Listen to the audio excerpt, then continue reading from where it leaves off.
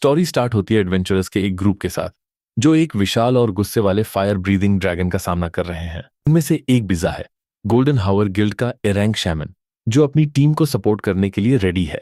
दूसरा मेंबर रोटिच है, एक ए रैंक मेज जो गोल्डन हावर से ही है और बस फायर स्पेल्स कास्ट किए जा रहा है। कूनेन और एस रैंक स्वॉर्ड्समैन साकी को ऑर्डर देते हैं कि कोई ओपनिंग ढूंढो और मॉन्स्टर को फाइनल ब्लो दे दो। उसी टाइम कोई हमारे प्रोटैगनिस्ट यूकी को चिल्लाकर बोलता है कि पीछे छुप के रहो ताकि उसे चोट ना लग जाए। फिर हमें वो लड़का दिखता है जो सिर्फ एक एफ रैंक है, बिना किसी क्लास या गिल्ड के, बस एक पोर्टर का काम कर रहा है। लड़का ऑर्डर मान लेता है और यस बोलकर एक सेफ जगह से बैटल को देख रहा होता है। इस बीच ग्रुप के मेजेस उस बड़े क्रीचर पर अपने पावरफुल स्पेल्स कास्ट करना जारी रखते हैं। ड्रैगन का ध्यान भटकते ही कूनिन जोर से चिल्लाता है कि साकी, अब अपनी पूरी ताकत से हमला करो। वो स्वॉर्ड्समैन हवा में उछलती है, अपने दुश्मन पर एक पावरफुल ब्लो मारने की तैयारी में। एकदम फोकस और डिटर्मिनेशन के साथ वो अपनी एक एबिलिटी एक्टिवेट करने के लिए तैयार होती है। फिर वो अपनी लूमिनस स्लैश टेक्निक यूज करती है जिससे लाइट के कई कट्स सीधे मॉन्स्टर की तरफ जाते हैं। सीधा मुंह पर हमला होते ही वो क्रीचर दर्द से दहाड़ता है। उसे लड़की के अटैक की पावर फील होती है। इसी के साथ मॉन्स्टर हार जाता है और यूकी ये सब देख रहा होता है, एस रैंक ग्रुप की पावर से काफी इंप्रेस होके। प्रोटैगनिस्ट हैरान है कि उन्होंने इतनी आसानी से एक ड्रैगन को कैसे हरा दिया। बताया जाता है कि डंजन्स को आए हुए दशकों बीत चुके हैं और तब से एडवेंचरर्स इन मॉन्स्टर से लड़ रहे हैं। नतीजतन कई पुराने या अनजान डंजन्स कंट्रोल से बाहर हो जाते हैं और एक बड़ी प्रॉब्लम बन जाते हैं। इसके अलावा बहुत से एडवेंचरर्स सिर्फ पैसों के लिए शिकार करते हैं और डंजन्स को पूरी तरह क्लियर करने की जहमत नहीं उठाते। इसलिए सिर्फ कुछ ही असली हीरोज खतरे को समझते हैं और मिशंस पूरे करने के लिए एक्सपीडिशंस लीड करते हैं। अचानक कोई पीछे से प्रोटैगनिस्ट का कंधा पकड़ लेता है और वो बेचारा एकदम सरप्राइज हो जाता है। वो शामन ही था जिसने उसे पकड़ा था और अब वो चिल्ला रहा है और रिकवरी पोशन मांग रहा है। सहम कर हमारा हीरो माफी मांगता है और जल्दी से अपने बड़े बैकपैक में आइटम ढूंढने लगता है। एक चिढ़ाने वाली स्माइल के साथ रोटिच कहता है कि तुम्हारी तरह नहीं, मैं वहां अपनी जान रिस्क में डाल रहा हूं। अब फिर कंप्लेन करता है कि उसे यकीन नहीं होता कि यूकी जैसा कमजोर यहां आया है, भले ही वो साकी का जानने वाला हो। वो आगे कहता है कि ये लड़का सबसे बेकार किस्म का न्यूबी है, स्लो और लगभग बिना किसी माना के, जिससे लड़का उदास हो जाता है। तभी लीडर कूनान उन दोनों को चुप होने के लिए कहता है क्योंकि ये डंजन एस रैंक का लग रहा है। एक सीरियस लुक के साथ वो कहता है कि ये जगह मजाक करने के लिए नहीं है। वो दोनों माफी मांगते हैं और लीडर हमारे प्रोटैगनिस्ट यूकी को ऑर्डर देने के लिए उसकी तरफ मुड़ता है। वो कहता है कि अगर लड़का भी इस ग्रुप का मेंबर है तो उसे तुरंत वो करना चाहिए जो उसे कहा गया है। छोटा पोर्टर बस अपना सिर हिलाता है और घबराए हुए एक्सप्रेशन के साथ यस कहता है। लेक्चर के बाद एडवेंचरर्स का ग्रुप उस खतरनाक डंजन में आगे बढ़ना जारी रखता है। यूकी फिर सोचता है कि कुछ देर पहले उसका माइंडसेट एक सच्चे एडवेंचरर जैसा नहीं था। लड़का खुद को कोसता है कि वो हीरो की पावर करीब से देखकर बहुत ज्यादा एक्साइट हो गया और उसका ध्यान भटक गया। वो सोचता है कि ये एक बहुत अच्छा लर्निंग एक्सपीरियंस था, लेकिन अभी भी एक प्रॉब्लम है। प्रोटैगनिस्ट मानता है कि उनके पावर लेवल्स के बीच बहुत बड़ा अंतर है क्योंकि उसके पास तो कोई क्लास भी नहीं है। फिर भी वो प्रॉमिस करता है कि एक दिन वो उनकी तरह ही एडवेंचरर बनेगा। तभी साकी उसे आवाज देती है। लड़की उसे वॉर्न करती है कि एडवेंचर के दौरान ध्यान भटकना मना है और उसे सावधान रहने के लिए कहती है। वो कहती है कि वो अपनी फैमिली से किसी और को खोना नहीं चाहती और लड़का कहता है कि वो समझ गया। यूकी फिर एक ऐसी बुरी फीलिंग को याद करता है जिसे वो दोबारा कभी महसूस नहीं करना चाहता। इसी के साथ लड़के के दिमाग में 2 साल पहले की एक याद आती है जब एक पूरा डिस्ट्रिक्ट तबाह हो गया था। ट्रेजेडी एक डंजन आउटब्रेक की वजह से हुई थी और न्यूज में आ रहा था कि सर्वाइवल के चांसेस बहुत कम है। एक हॉस्पिटल के कमरे में छोटे यूकी और साकी टीवी पर उस डिजास्टर की न्यूज देख रहे थे। पता चलता है कि दोनों एक ऑर्फनेज में साथ पले बढ़े थे और वहां उनकी बहुत सारी प्यारी यादें थीं। उनका सपना एडवेंचरस बनने का था और इसीलिए उन्होंने अपने सपने पूरे करने के लिए ऑर्फनेज छोड़ दिया। लेकिन वो जगह जिसे वो घर कहते थे, जहां वो हमेशा वापस जा सकते थे, वो उनसे छीन ली गई। सिर्फ घर ही नहीं बल्कि वो सभी प्यारे लोग भी जो उनके साथ उस ऑर्फनेज में रहते थे। एक डंजन डिजास्टर ने भयानक आग में सब कुछ तबाह कर दिया और उनसे सब कुछ छीन लिया। ये तो एकदम बाहुबली के बर्बादी वाले सीन जैसा था। प्रेजेंट में वापस आते हुए प्रोटैगनिस्ट पूरे डिटर्मिनेशन के साथ कहता है कि वो चाहे कुछ भी हो जाए ऐसी ट्रेजेडीज को रोकेगा। उसी पल एक छोटा एक आंख वाला मॉन्स्टर चुपके से यूकी के पीछे आ जाता है और किसी को पता भी नहीं चलता। एक रहस्यमयी आवाज कहती है कि उसने उसे ढूंढ लिया है और वो लड़का उसके प्लान का आखिरी चारा है। अचानक पीछे से प्रोटैगनिस्ट पर अटैक होता है और लड़का उस अजीब फीलिंग से डरकर पीछे मुड़ता है। वो सोचता है कि ये क्या था और उसे अपने पैरों के पास जमीन पर गिरा हुआ वो छोटा क्रीचर दिखता है। कुछ सेकंड्स बाद उस क्रीचर पर डार्क एनर्जी का हमला होता है और वो टुकड़ों में फट जाता है। ये तो एकदम धमाका हो गया भाई। उस धमाके से जमीन पर एक बड़ा लाल मैजिक सर्कल एक्टिवेट हो जाता है, जिससे पूरा एडवेंचरर्स का ग्रुप फंस जाता है। लीडर कुनिन समझ जाता है कि ये एक टेलीपोर्टेशन ट्रैप है और सबको तैयार रहने के लिए चिल्लाता है। इस बीच वो रहस्यमयी आवाज एक कमीनी स्माइल के साथ कहती है कि उस इंसान का स्वागत करो। लाल रोशनी के एक फ्लैश और बहुत सारे धुएं के साथ पूरा ग्रुप किसी दूसरी जगह टेलीपोर्ट हो जाता है। वहां पहुंचकर वो सब कंफ्यूज्ड होकर देखते हैं और सोचते हैं कि वो कहाँ आ गए और क्या ये बॉस रूम है। कुनान फिर सबको एक सर्कल बनाने और अलर्ट रहने को कहता है और वो यूकी से रिटर्न आइटम तैयार करने को कहता है। हाथ में तलवार लिए साकी को किसी के आने का एहसास होता है और वो कहती है कि कुछ हमारी तरफ आ रहा है।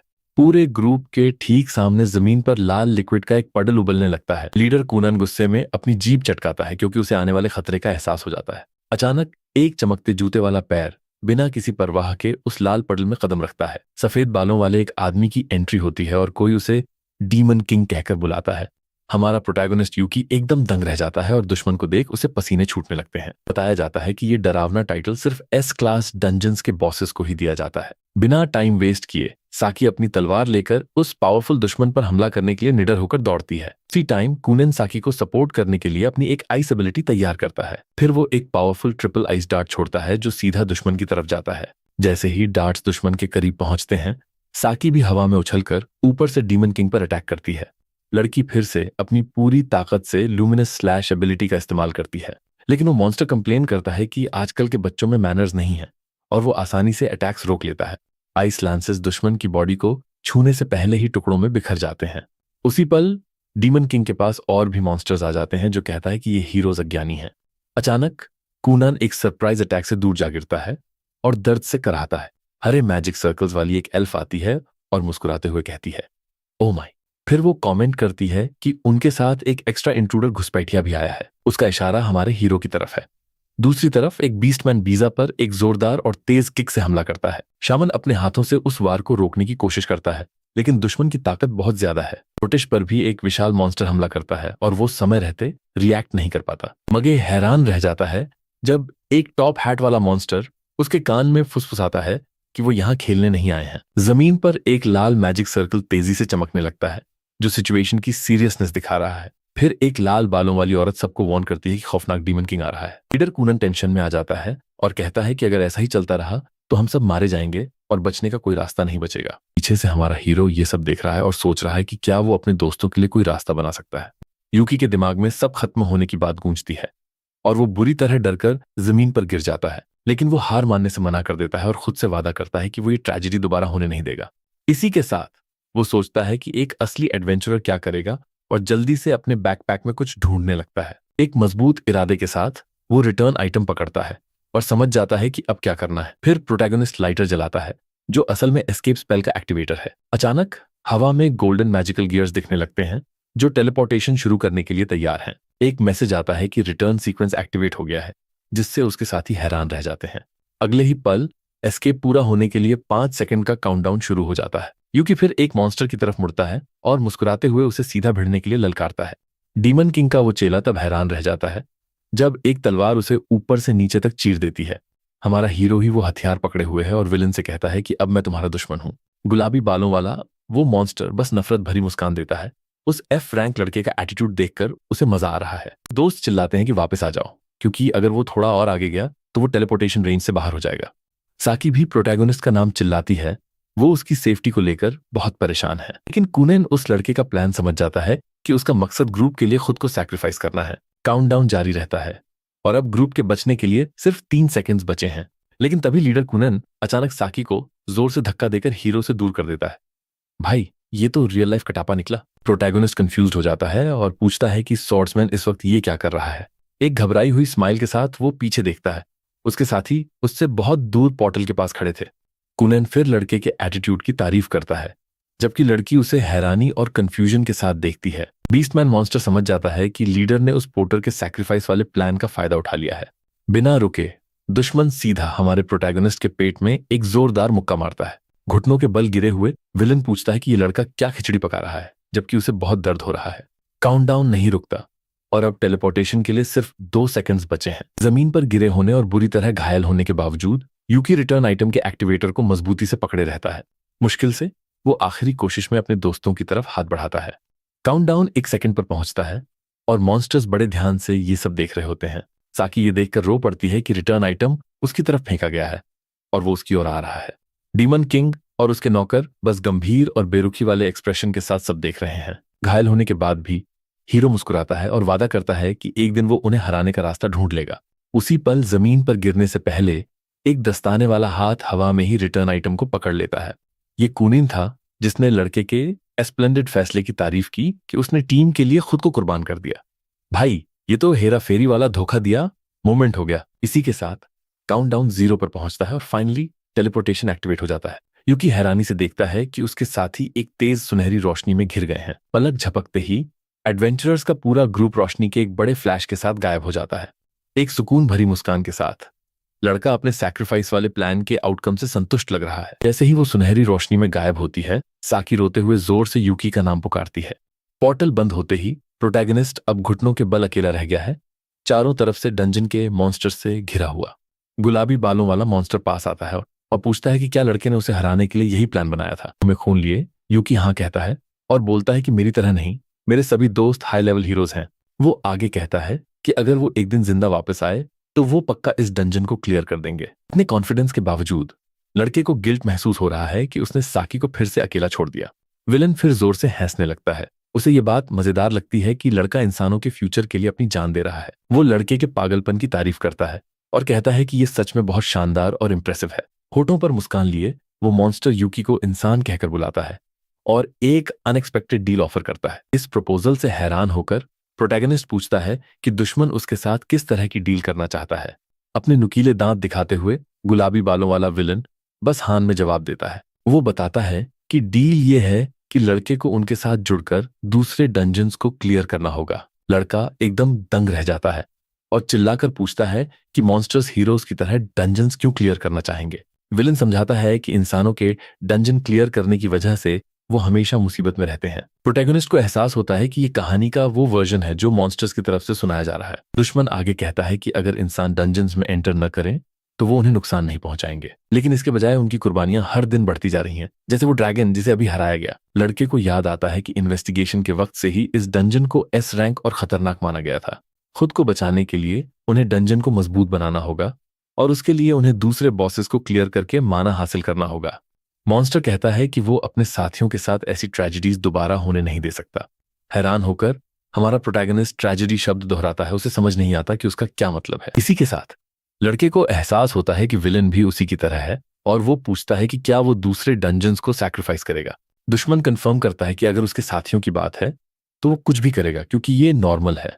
यूकी मान जाता है अपनी फैमिली के बारे में सोचकर कि अगर उनके लिए होता तो वो भी अपनी जान दे देता। लड़का फिर पूछता है कि क्या मॉन्स्टर कसम खा सकता है कि अगर वो स्ट्रांग हो गया तो वो इंसानों को वापस भेज देगा।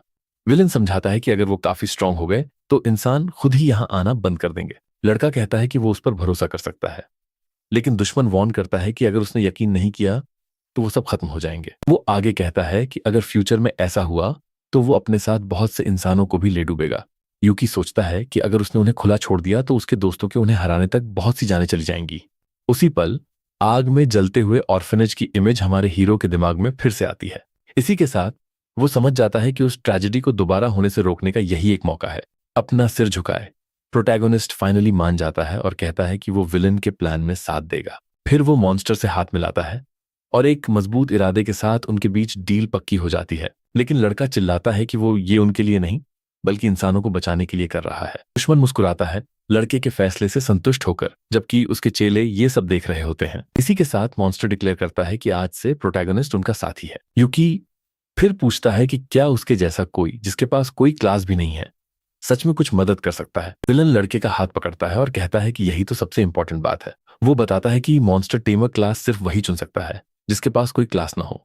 मॉन्स्टर्स कहते हैं कि लड़का लकी है और वो उसके जैसे एक बेकार इंसान का अच्छा इस्तेमाल करेंगे, लेकिन प्रोटैगनिस्ट कहता है कि वो उन्हें मनमानी नहीं करने देगा क्योंकि वो खुद मॉन्स्टर्स को टेम करेगा। विलन फिर शांति से दोहराता है कि मॉन्स्टर्स उस लड़के का सही इस्तेमाल करेंगे जो कभी बेकार था। वो समझाता है कि दूसरे डंजन्स में जाने के लिए उन्हें समन करने की जरूरत है, इसीलिए एक टेमर जरूरी है। तमर बनने की पहली शर्त है कि हीरो की तरह क्लास कॉलम खाली होना चाहिए। दूसरी शर्त यह है कि नई क्लास पाने के लिए मॉन्स्टर के साथ कॉन्ट्रैक्ट करना मैंडेटोरी है। कॉन्ट्रैक्ट करने के 3 तरीके हैं: लड़कर हराना, समझना या क्रीचर के साथ कनेक्ट करना।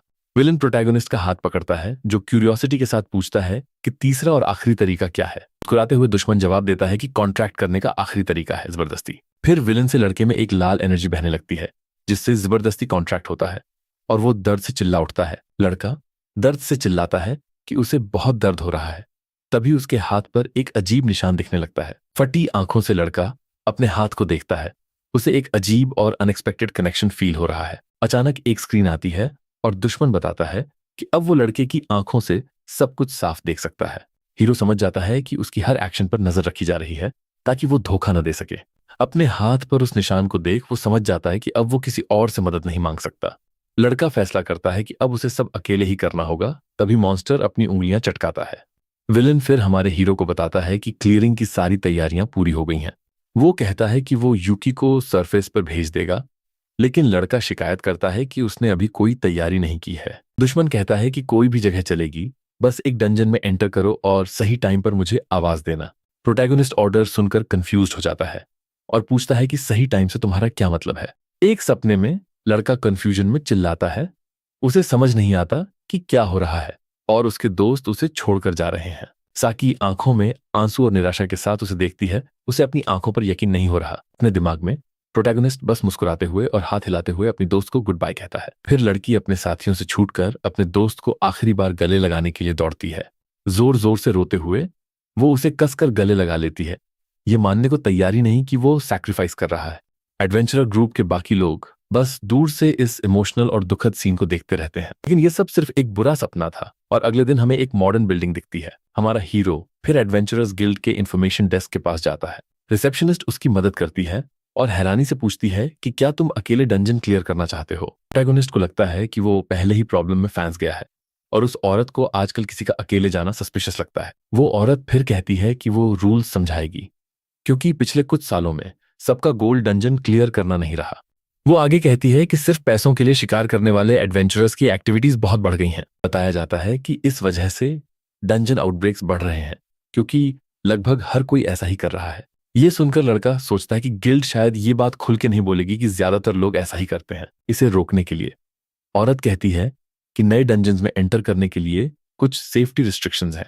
फिर वो अटेंडेंट एक पेपर की तरफ इशारा करती है ताकि गिल्ड के रूल्स बेहतर तरीके से समझा सके। डॉक्यूमेंट में एडवेंचरर्स के रैंक्स दिखाए गए हैं और वही तय करते हैं कि कौन से डंजन्स में एक्सेस मिलेगा। लेवल अप करने के लिए आपको गिल्ड में कंट्रीब्यूट करना होगा, लेकिन अकेले जाने पर इसे कंफर्म नहीं किया जा सकता। लड़का फ्रस्ट्रेशन में अपना सिर खुजलाता है, क्योंकि गिल्ड बिना ग्रुप के किसी को डंजन में एंटर करने की परमिशन नहीं देती। वो सोचता है कि जो अकेले डंजन्स में जाते हैं वो पक्का मनी प्रॉब्लम्स में हैं और बस अपनी किस्मत चमकने का वेट कर रहे हैं।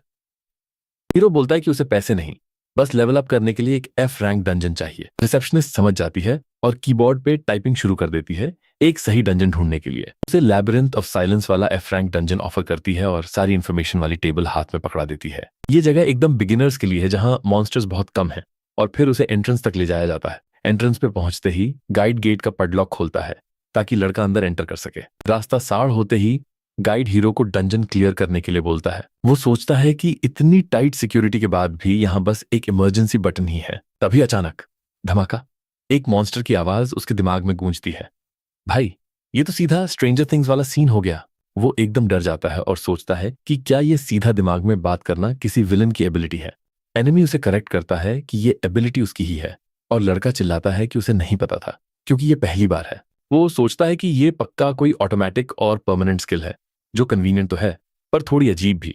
मॉन्स्टर समझाता है कि अबैंडन डंजन वो जगह है जहां कोई मैनेजमेंट या मेंटेनेंस नहीं होती। वो आगे कहता है कि अगर डंजन में रिसोर्सेज हों तो एडवेंचरर्स आते हैं और सब सेटल रहता है। मतलब ये ऐसी जगह है जिसे इंसानों ने छोड़ दिया है और अब मॉन्स्टर्स यहाँ मजे से मल्टीप्लाई हो रहे हैं। धीरे धीरे डंजन इतनी भीड़ बर्दाश्त नहीं कर पाएगा और कोलैप्स हो जाएगा, या फिर उसे ऐसा लगा।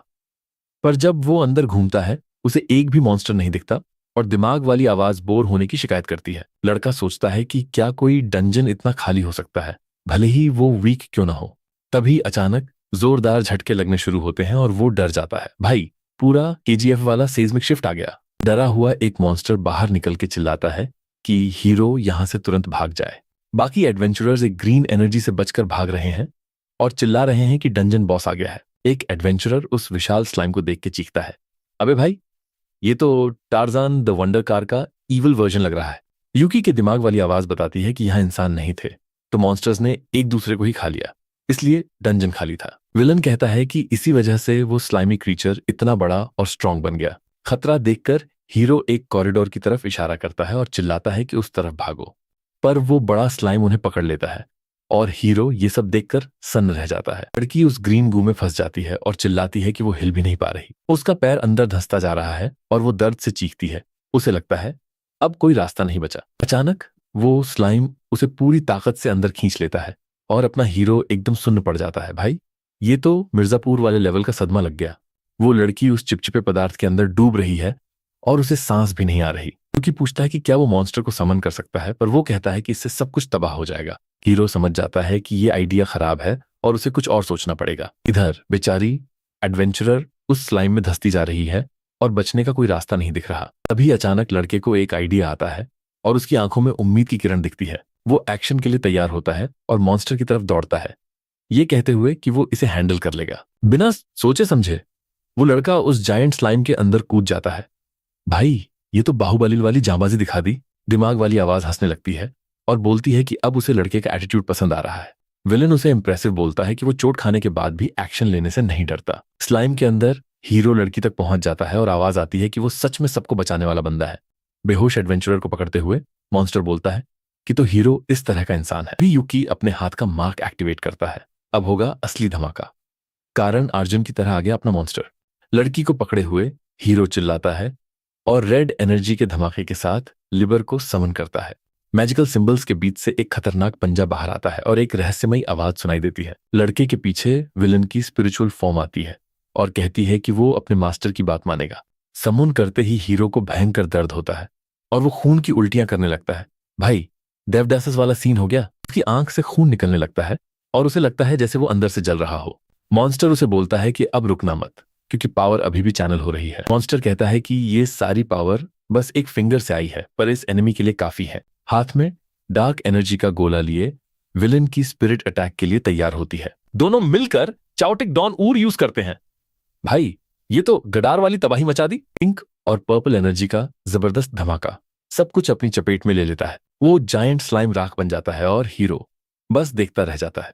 खून भरी आंखों के साथ लड़का सोचता है कि ये कोई मामूली अटैक नहीं था।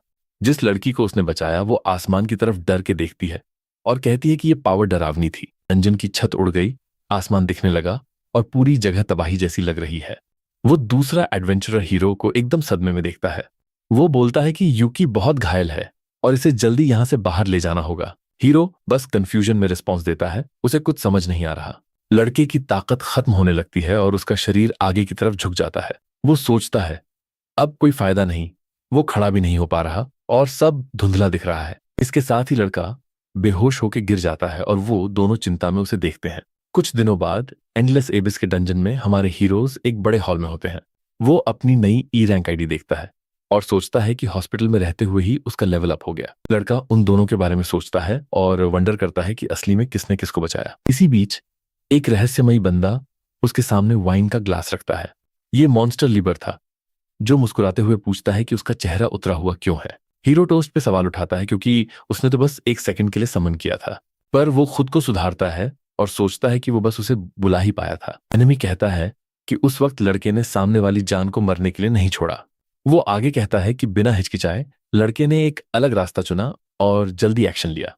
मॉन्स्टर कहता है कि उसे ये ताकत पसंद आई और उसे एक ग्लास ऑफर करता है। लड़का समझ जाता है और कॉम्प्लीमेंट एक्सेप्ट करते हुए ग्लास थाम लेता है। लिबर वार्न करता है कि बार बार मौत के करीब जाना ठीक नहीं, अगली बार बुला लेना। अगली बार एक मेड अचानक प्रकट होती है और खुद को इंट्रोड्यूस करती है। स्टेटस स्क्रीन दिखाती है कि उसका नाम एल्वीना है और वो एक अनडेड मेड है।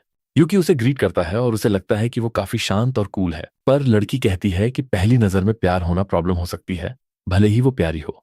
वो मजाक में कहती है कि वो अनडेड है, तो उसका दिल धड़कने का तो सवाल ही नहीं। इस अजीब मजाक के बाद तीनों चुपचाप हॉल में खड़े रह जाते हैं। तो पूछता है कि क्या वो ठीक रहेगी, पर विलन कहता है कि वो उससे ज्यादा स्ट्रांग है। मेड पीस साइन बनाती है और कहती है कि वो एक फ्रेंडली मेड बनना चाहती है। लिबर कहता है कि पहले लड़के को लेवल अप करना होगा ताकि वो उसे समन कर सके। तभी सीढ़ियों पे खड़े फायर मॉन्स्टर्स बिना सोचे हमला कर देते हैं, पर अनडेड मेड आगे बढ़ती है और एक जोरदार पंच मारती है। भाई, सिंघम वाला प्रहार था वो सबको हरा देती है और हीरो उसकी ताकत देख के हैरान रह जाता है। एल्वीना टशन में कहती है कि वो एक बहुत केपेबल मेड है। लड़का मुस्कुराता है और उसे ऑर्फनेज की एक लड़की याद आती है जो ऐसे ही परेशान करती थी। फ्लैशबैक में एक छोटी लड़की टशन दिखा रही होती है कि क्या वो अमेजिंग नहीं है। वो यादों में खोया होता है कि तभी ढेर सारी सिस्टम स्क्रीन्स उसके सामने आ जाती हैं। वो घबरा जाता है क्योंकि लेवल अप के नोटिफिकेशंस रुक ही नहीं रहे। सर्वेंट को अजीब लगता है कि वो लेवल अप होने पे शिकायत कर रहा है। यूकी कहता है कि लिबर के मुकाबले वो उसे ज्यादा देर तक समन रख सकता है। लड़की बताती है कि लिबर इतना पावरफुल है कि उसकी मेहनत जल्दी खत्म हो जाती है। लड़के को याद आता है कि उसने तो बस विलन की एक फिंगर ही बुलाई थी। एल्वीना खुद को एक मस्ट बाय बार्गेन मेट की तरह प्रमोट करती है। हीरो मुस्कुरा के कहता है कि उसे मिशंस में उसकी मदद चाहिए होगी। अनडेड लड़की थोड़ी शर्मा जाती है और साइन के पीछे छुप जाती है। यूकी सोचता है कि समन के लिए पावर के साथ साथ एफिशिएंसी भी जरूरी है। वो आखिर बॉस के दरवाजे पे पहुंचते हैं जो बहुत भारी लग रहा है। मैट चुटकी बजाती है और पूछती है कि क्या उसे सच में नहीं पता वो क्या करेगी। वो सीधा लात मार के दरवाजा तोड़ देती है। भाई सिंघम वाली एंट्री मारी है। वो मजाक करती है कि हमेशा अंदर आने से पहले दस्तक देनी चाहिए। कमरे के बीच में एक खतरनाक नाइट खड़ा होता है, बिल्कुल महाभारत के योद्धा जैसा। मैड माफी मांगती है और सीधा अटैक करने के लिए आगे बढ़ती है। वो उछलते हुए कहती है कि अब ये बॉस उनकी बलि चढ़ेगा। नाइट अपनी फ्लेमिंग सॉर्ड उठाता है और वार करने के लिए तैयार होता है, पर हीरो कुछ अजीब नोटिस करता है और अपनी तलवार निकाल के रुकने को कहता है। वो देखता है कि इस तलवार की आग बाकी मॉन्स्टर से अलग है। वो अपनी तलवार बीच में डालता है और एल्वीना का नाम चिल्लाता है। तलवार टकराती है और मेड बाल बाल बच जाती है। धातु टकराने की आवाज गूंजती है और लड़की हैरान रह जाती है। यूकी उसे सेफ जगह ले जाता है और वो कहती है कि उसे अपने मास्टर से यही उम्मीद थी। वो पूछती है कि उसे कब पता चला कि ये सीक्रेट फ्लेम्स हैं। लड़का कहता है कि उसे बस ये आग थोड़ी अलग लगी। वो कहता है कि ये वैसी ही रोशनी थी जैसी उसकी दोस्त साकी यूज करती है। लड़की बताती है कि ये आग अनडेड लोगों की जानी दुश्मन है। वो अपने रुके हुए दिल पे मजाक करती है, पर हीरो कहता है ये मजाक का टाइम नहीं है। द नाइट का हेलमेट चमकने लगता है। भाई अब असली खतरा शुरू हो गया। ये तो शक्तिमान वाले लेवल का लाइट शो है। बॉस अपनी तलवार जमीन में गाड़ देता है अपनी सबसे ताकतवर एबिलिटी एक्टिवेट करने के लिए। आग का एक घेरा उन्हें घेर लेता है जिसे sanctuary of the fire circle कहते हैं। वो कहती है कि ये डंजन बॉस है और इतनी आसानी से नहीं छोड़ेगा। यूकी फिर से लिबर को बुलाने की सोचता है, पर मेड कहती है कि अभी वही एकमात्र ऑप्शन है। लड़का समझ जाता है कि अब उन्हें खुद ही निपटना होगा। वो कहती है कि उसका सेंस ऑफ ह्यूमर अच्छा है और पूछती है कि क्या एक टेमर लड़ने वाला है। लड़का हाँ बोलता है क्योंकि वो दोनों बैटल पार्टनर्स हैं। वो मुस्कुराती है और कहती है कि वो सही कह रहा है। वो साथ लड़ने को कहती है और मुट्ठियां भींच लेती है। वो भी तैयार होता है और अपने लेवल अप का नतीजा दिखाने को कहता है।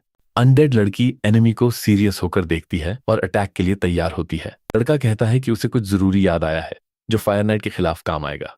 उसे याद आता है कि लेवल अप पे उसे एक नई एबिलिटी मिली थी। वो अपनी नई technique demonic I of truth activate करता है।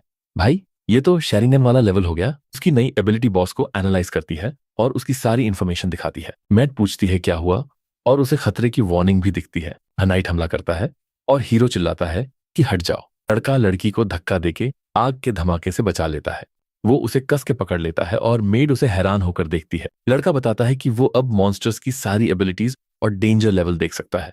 अपनी चमकती आंख के साथ वो किसी को भी एनालाइज कर सकता है। वो कहती है कि ये तो एक टेमर की बेसिक स्किल है और उसे शुक्रिया कहती है। हीरो कहता है अभी खुशी मनाना जल्दी होगा और एनिमी फिर अटैक करता है।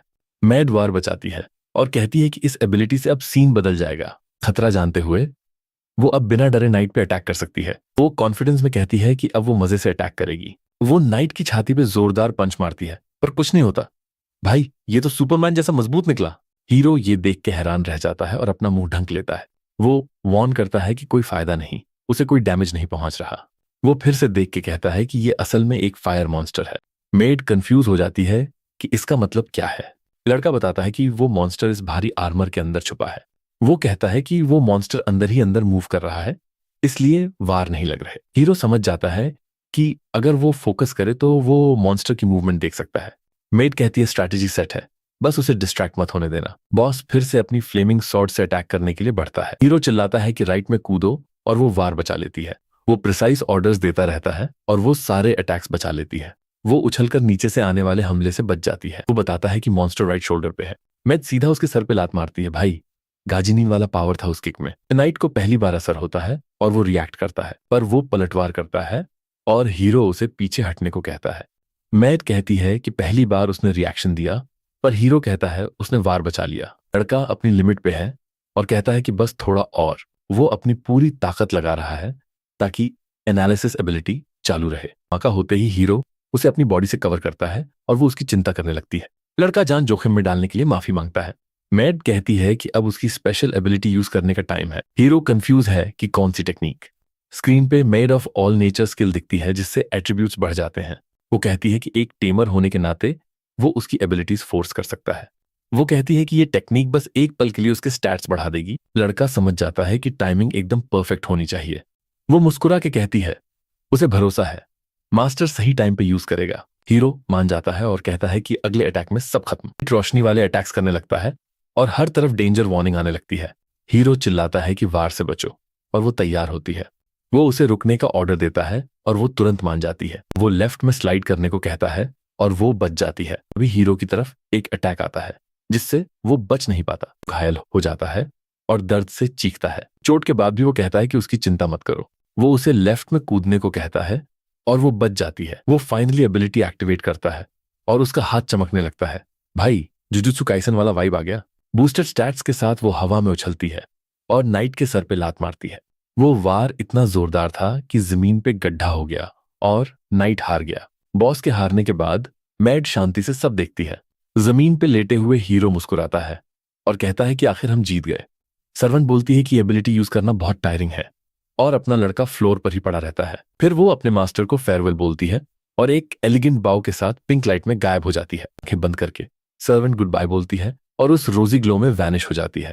प्रोटैगनिस्ट चिल्लाता है कि रुको, पर वो फ्लोर से उठ भी नहीं पा रहा। वो फिर से समन करने की कोशिश करता है पर उसके हाथ का मार्क कोई रिएक्शन नहीं दे रहा। भी अचानक उस खाली डंजन के अंधेरे हॉल में एक मिस्टीरियस आवाज गूंजती है। वो लीबर था जो कहता है कि मिशन के बाद लड़का फाइनली अपने डंजन वापस आ गया है। एकदम सीरियस लुक के साथ मॉन्स्टर कहता है कि देख के अच्छा लगा, तुम सेफली वापस आ गए। हीरो पूछता है कि एल्वीना कहाँ है। उसे उससे बात करनी है क्योंकि वो उसे छोड़कर चली गई। विलन उसे एक कॉरिडोर की तरफ ले जाता है जो एक बहुत ही सुंदर और ब्राइट जगह पर खुलता है। लिबर कहता है कि अच्छा हुआ तुम वापस आ गए, वरना तुम उसे स्पेशल तरीके से नहीं देख पाते। तभी हीरो देखता है कि मेड फूलों के बिस्तर पर लेटी हुई है और वो पूरी तरह शॉक हो जाता है। भाई, ये तो एकदम बाहुबली वाला सीन हो गया। एनिमी एक्सप्लेन करता है कि जो लोग ऐसे जाते हैं उन्हें मॉर्निंग देने का ये उनका तरीका है। शॉक में लड़का पूछता है कि क्या सर्वेंट चली गई और ये सब हुआ कैसे। मॉन्स्टर बताता है कि उसकी स्किल बहुत पावरफुल है पर बदले में उसकी बॉडी खत्म हो जाती है। स्किल की स्क्रीन फिर से आती है ताकि वो लड़के को समझा सके कि ये काम कैसे करती है। तब जाकर लड़के को समझ आता है कि यूजेज लिमिट का मतलब वन टाइम सैक्रिफाइस था। अपना सिर झुकाकर हीरो दुखी होता है और उसे रियलाइज होता है कि उस लड़की ने जीत के लिए अपनी जान दे दी। वो चिल्लाता है कि मैंने ऐसा कोई ऑर्डर नहीं दिया था, मुझे तो बस डंजन के एनिमी को हराना था। पर विलन उसे चुप करा देता है और कहता है कि उसका सैक्रिफाइस डंजन को बचाने के लिए था। आंखों में आंसू लिए हीरो समझ जाता है कि उनके लिए ये सैक्रिफाइस वर्थ इट था। मॉन्स्टर बोलता है कि उसने बस अपना काम पूरी ईमानदारी से किया। लिबर कहता है कि सारी रिस्पॉन्सिबिलिटी उसकी है क्योंकि वो मैजिक का किंग और वहां का लीडर है। पर प्रोटैगनिस्ट खुद को ब्लेम करता है कि जो कुछ भी हुआ उसका असली कल्प्रिट वो खुद है। रोते हुए लड़का सोचता है कि उसे ज्यादा दिमाग लगाना चाहिए था, बस उसकी बात नहीं माननी चाहिए थी। उसे याद आता है कि वो आखिरी तक लड़ नहीं पाया और ये उसकी कमजोरी की वजह से हुआ। रोते रोते वो फिर खुद को ब्लेम करता है कि वो इतना वीक था कि उसे बचा नहीं पाया। जब वो पूछता है कि क्या कोई रिवाइवल स्किल है तो विलन कहता है कि नहीं, क्योंकि टेमर्स बस मॉन्स्टर्स को यूज करते हैं, उन्हें फिक्स नहीं करते। हीरो की आंखों से आंसू गिरते हैं, वो इस खबर से पूरी तरह टूट चुका है। तभी एक नई सर्वेंट आती है और लिबर को बोलती है कि इतना मीन होना अच्छी बात नहीं है। उसका नाम मे है और वो कहती है कि अब तक सबको किसी कंक्लूजन पर पहुंच जाना चाहिए था, पर वो कहती है कि इस डिस्कशन में लड़के को इंक्लूड नहीं किया गया था। प्रोटैगनिस्ट अपनी एबिलिटी यूज करता है और उसे पता चलता है कि वो डीमन किंग की एग्जीक्यूटिव्स में से एक है। एनालिसिस से पता चलता है कि उसके पास होली मैजिक और रेजरेक्शन स्किल है, पर कुछ कंडीशंस के साथ। ये जानकर हीरो एकदम शॉक हो जाता है कि अब आगे क्या हो सकता है। वो नई मेड मुस्कुरा के पूछती है कि क्या तुम जानना चाहते हो कि अपनी मरी हुई दोस्त को वापस कैसे लाएं? उम्मीद भरी आंखों के साथ लड़का पूछता है कि क्या सच में उसकी पार्टनर वापस आ सकती है। वो मई की तरफ पॉइंट करता है और चिल्लाता है कि इसकी एबिलिटी से एल्वीना जिंदा हो सकती है। लड़की विंग करती है और कहती है कि जब तुमने मेरी स्किल देख ही ली है तो एक्सप्लेन करने की जरूरत नहीं है। और लड़का कहता है कि उसे बस इफेक्ट दिख रहा है, रेजरेक्शन की कंडीशंस क्या हैं? मॉन्स्टर कहता है कि अगर स्किल नहीं है तो तुम्हें इतना ही दिखेगा। फिर वो मई को एक्सप्लेन करने बोलता है। फिर वो लड़की खुद को इंट्रोड्यूस करती है कि वो हेडमेड है जिसका नाम मी है। वो आगे कहती है कि वो डंजन में सबका ध्यान रखती है और ग्रुप की सपोर्ट और रेजरेक्शन यूनिट है। प्रोटैगनिस्ट सपोर्ट और रेजरेक्शन शब्दों को रिपीट करता है, उसका पूरा फोकस वहीं है। सर्वेंट पूछती है कि क्या ये इंसान उन्हें भी वैसे ही खत्म करने आया है जैसे ड्रैगन को किया था। वो बताती है कि वो वर्स्ट केस सिनेरियो के लिए इंश्योरेंस है और मरे हुए लोगों को जिंदा करती है। अपना हीरो एक्साइटेड हो जाता है, पर लड़की उसे याद दिलाती है कि कुछ कंडीशंस भी हैं। पहली बात तो ये कि ये एबिलिटी बहुत ज्यादा माना यूज करती है, जो बहुत इनएफिशिएंट है। मैड एग्जांपल देती है कि अगर वो उसे मारकर जिंदा करे तो उसकी कॉस्ट बहुत ज्यादा होगी। वो कहती है कि एक इंसान को जिंदा करने के लिए उसे इतना माना चाहिए जिससे एक पूरा डंजन फ्लोर बन जाए। ये सुनकर हीरो सोचने लगता है कि एल्वीना को वापस लाने की क्या कॉस्ट होगी। सर्वेंट सीरियस होकर कहती है कि उनका डंजन बहुत छोटा हो जाएगा। प्रोटैगनिस्ट सोचता है कि अगर डंजन छोटा हुआ तो दूसरों के लिए उसे कॉन्कर करना आसान होगा। सर्वेंट हाँ बोलती है और कहती है इसीलिए उसका एक साथी अपना माना यूज करने के खिलाफ था। लड़के को एक आइडिया आता है और वो पूछता है कि क्या हम धीरे धीरे अनयूज्ड माना इकट्ठा नहीं कर सकते। माई बताती है कि दूसरी कंडीशन ये है कि रेजरेक्शन के लिए उस इंसान का माना वहीं होना चाहिए। वो कहती है कि एल्वीना का माना 10 दिन में गायब हो जाएगा, इसलिए उन्हें कहीं और से एनर्जी चाहिए। वो मुस्कुराकर हाँ कहती है और हीरो अभी भी कंफ्यूज्ड है कि उसका प्लान क्या है। मैद बताती है कि वो सोच रही थी कि इंसान ही इस काम में उनकी मदद करेंगे। वो मुस्कुराते हुए कहती है कि इंसानों को माना के लिए एक बड़ा डंजन क्लियर करना होगा। लड़का फाइनली समझ जाता है कि अगर वो दूसरे डंजन से माना चुरा लें तो रेजरेक्शन हो सकता है। लिबर कहता है कि यही टारगेट है, पर जो डंजन्स अब तक क्लियर हुए हैं वो काफी नहीं है। यूकी सोचता है कि कितने माना की जरूरत है और सर्वेंट कहती है उसे इंसानों के रैंक्स के बारे में कुछ नहीं पता। वो बताती है कि उसने एक बड़ा डंजन फतह करने का सुझाव दिया, पर बाकी मॉन्स्टर्स गुस्सा हो गए। विलन कहता है कि वो उस प्लान को फिर से खतरे में नहीं डाल सकता जिसके लिए एल्वीना ने जान दी। अपनी मुट्ठी भींचकर हीरो अकेले इस डेंजरस मिशन पर जाने का ऑफर देता है। मॉन्स्टर कहता है कि ये बेवकूफी है, बिना प्लान के तुम्हारा हाल भी तुम्हारी पार्टनर जैसा होगा। लड़का मान जाता है, पर कहता है कि अगर उसे बचाने का यही रास्ता है तो वो रिस्क जरूर लेगा। एकदम डिटर्मिन्ड होकर वो कहता है कि अब उसके पास कोई और रास्ता नहीं है। लड़का विलन के सामने आता है और उसे उस कॉन्ट्रैक्ट की याद दिलाता है जो उन्होंने शुरू में किया था। आंखों में एक आंसू के साथ लिबर मान जाता है, पर लगता है उसे हीरो से कुछ और भी कहना है। घास पर खून की एक बूंद गिरती है और विलन कहता है कि वो मदद के लिए जो जरूरी है वो करेगा। फिर डीमन किंग अपने एक मिनियन को बुलाता है और उसे हीरो को ट्रेन करने के लिए कहता है। यूकी उस सूट वाले आदमी को पहचान लेता है और उसे याद आता है कि उसने साकी के खिलाफ फाइट की थी। सर्वेंट उसे वेंतो कहती है और बोलती है कि लड़के की अभी की स्ट्रेंथ के साथ बहुत सारे सैक्रिफाइस होंगे। एकदम सीरियस होके लिबर बस अपना सिर हिलाता है और कहता है कि वो समझ गया। वो लड़के को 7 दिनों के लिए अपने मिनियन के हवाले कर देता है और बटलर ऑर्डर मान लेता है। बिना टाइम वेस्ट किए नया ट्रेनर हीरो को ट्रेनिंग के लिए उसके पीछे आने को कहता है। लड़का मान जाता है और उसके पीछे भागता है, जबकि लिबर और मई उन्हें जाते हुए देखते हैं। मेड कहती है कि उसे खुशी है, वियन तो स्ट्रांग है, पर डीमन किंग उसे भी उनके साथ जाने को कहता है। वो सोचता है कि बटलर आखिरी सेकंड तक किसी इंसान को यूज करने के खिलाफ था। लिबर को डर है कि कहीं उसका मिनियन जोश में आकर लड़के की जान ही न ले ले। सर्वेंट इस अचानक मिले ऑर्डर से हैरान है, पर वो उसकी चिंता समझ जाती है। इसी बीच वियंतो और हीरो एक मैजिक सर्कल के जरिए दूसरी जगह टेलीपोर्ट हो जाते हैं। लड़का सब कुछ बड़े ध्यान से ऑब्जर्व करता है और आगे के लिए तैयार होता है। महल पहुंचकर वो हैरान हो जाता है और सोचता है क्या ये सच में डंजन के अंदर है। बटलर बताता है कि ये लिबर की पावर का एक छोटा सा हिस्सा है और हर एग्जीक्यूटिव के पास अपना एक फ्लोर है। वो कहता है कि तुम पहले इंसान हो जो ये फ्लोर्स देख रहे हो, ये तुम्हारे लिए बड़े सम्मान की बात है। हीरो सोचता है कि रेजरेक्शन जरूर कोई आखिरी रास्ता होगा जो इसके लिए इतने फ्लोर्स चाहिए। वो पूछता है कि ट्रेनिंग में क्या होगा और क्या वियंतो बस उसे लेवल अप करने में मदद करेगा। ट्रेनर समझाता है कि लेवल अप करने का मतलब है मॉन्स्टर से माना लेकर उसे अपने अंदर मिलाना। प्रोटैगनिस्ट समझ जाता है कि एडवेंचरर्स लड़कर और माना चुराकर डंजन को नुकसान पहुंचाते हैं। बटलर बताता है कि लिबर के साथ कॉन्ट्रैक्ट की वजह से वो लेवल अप नहीं कर सकता क्योंकि वो डंजन का माना शेयर करता है।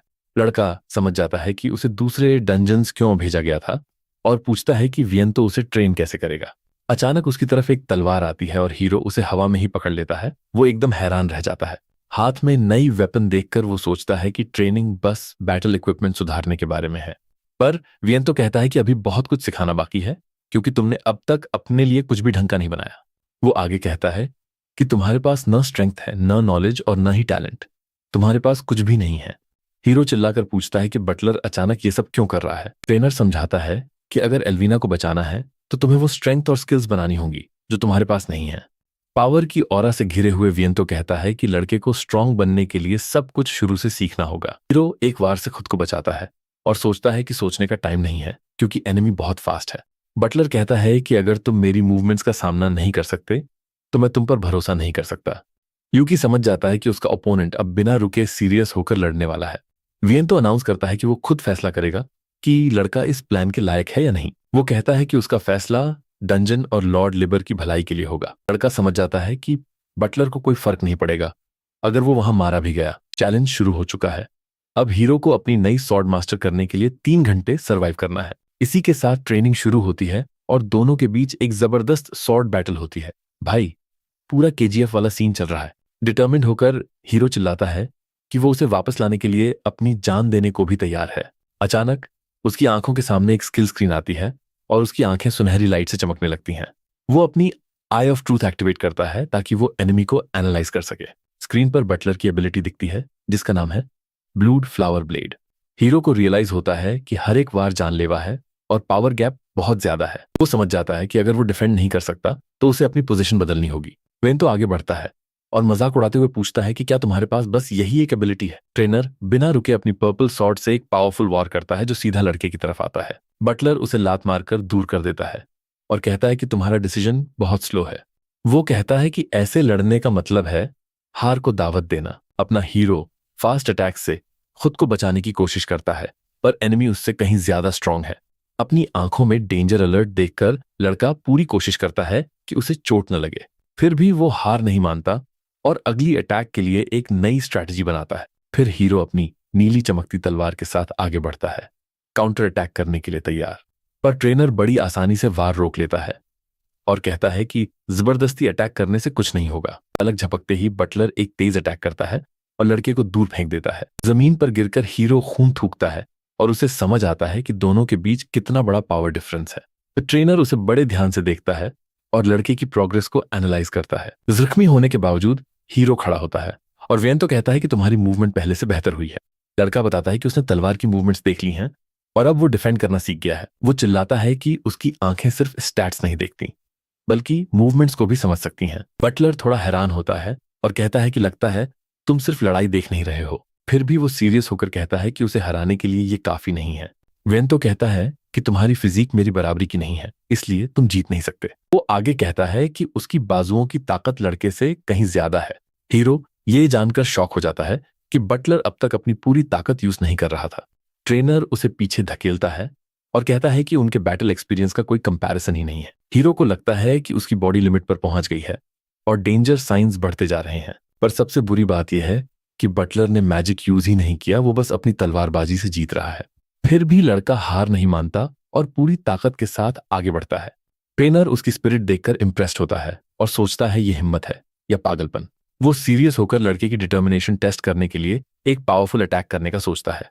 अचानक बटलर अपनी एबिलिटी एक्टिवेट करता है और एक लाल ऑरा उसे घेर लेती है। हीरो की आंखों के सामने बस डेंजर अलर्ट्स आ जाते हैं और उसे कुछ साफ नहीं दिखता। वो समझ जाता है कि अगर उसने अटैक को नहीं पहचाना तो वो मारा जाएगा। उसे अब टेक्निक के बारे में इंफॉर्मेशन चाहिए, इसलिए वो अपना फोकस शिफ्ट करता है। हीरो पूरा कॉन्सेंट्रेट करता है ताकि वो उस वार से अपनी जान बचा सके। वो अलर्ट्स को इग्नोर करता है और स्क्रीन पर स्किल की डिस्क्रिप्शन आ जाती है। ब्लूड फ्लावर ब्लेड टेक्निक खून को तलवारों में बदल देती है और बार बार अटैक करती है। जख्मी होने के बाद भी लड़का समझ जाता है कि ये एबिलिटी कैसे काम करती है। तभी लाल एनर्जी का एक बड़ा धमाका होता है जो सब कुछ तबाह कर देता है। बटलर हैरानी और क्यूरियोसिटी के साथ धमाके के बाद के सीन को देखता है। मलबे में पड़ा हुआ हीरो बुरी तरह जख्मी है पर वो बच गया है। प्रोटैगोनिस्ट अचानक एक सॉफ्ट बिस्तर पर उठता है और उसे कुछ समझ नहीं आता। आर्मचेयर पर बैठा वियन तो उससे पूछता है कि क्या तुम फाइनली जाग गए? बटलर खड़ा होता है और सीरियस होकर हीरो को अपने पीछे आने को कहता है। लड़के को अटैक याद आता है और वो सोचता है कि उसने आखिरी मोमेंट पर एबिलिटी चुरा ली। उसे रियलाइज होता है कि उसे कोई चोट नहीं है। वियन तो बताता है कि मे ने उसे ठीक कर दिया था। ट्रेनर कहता है कि भले ही वो नकल थी पर तुम्हारी हिम्मत कमाल की थी। वो कहता है कि आखिरी सेकंड पर मेरी टेक्निक चुराने की कोशिश देखकर अच्छा लगा।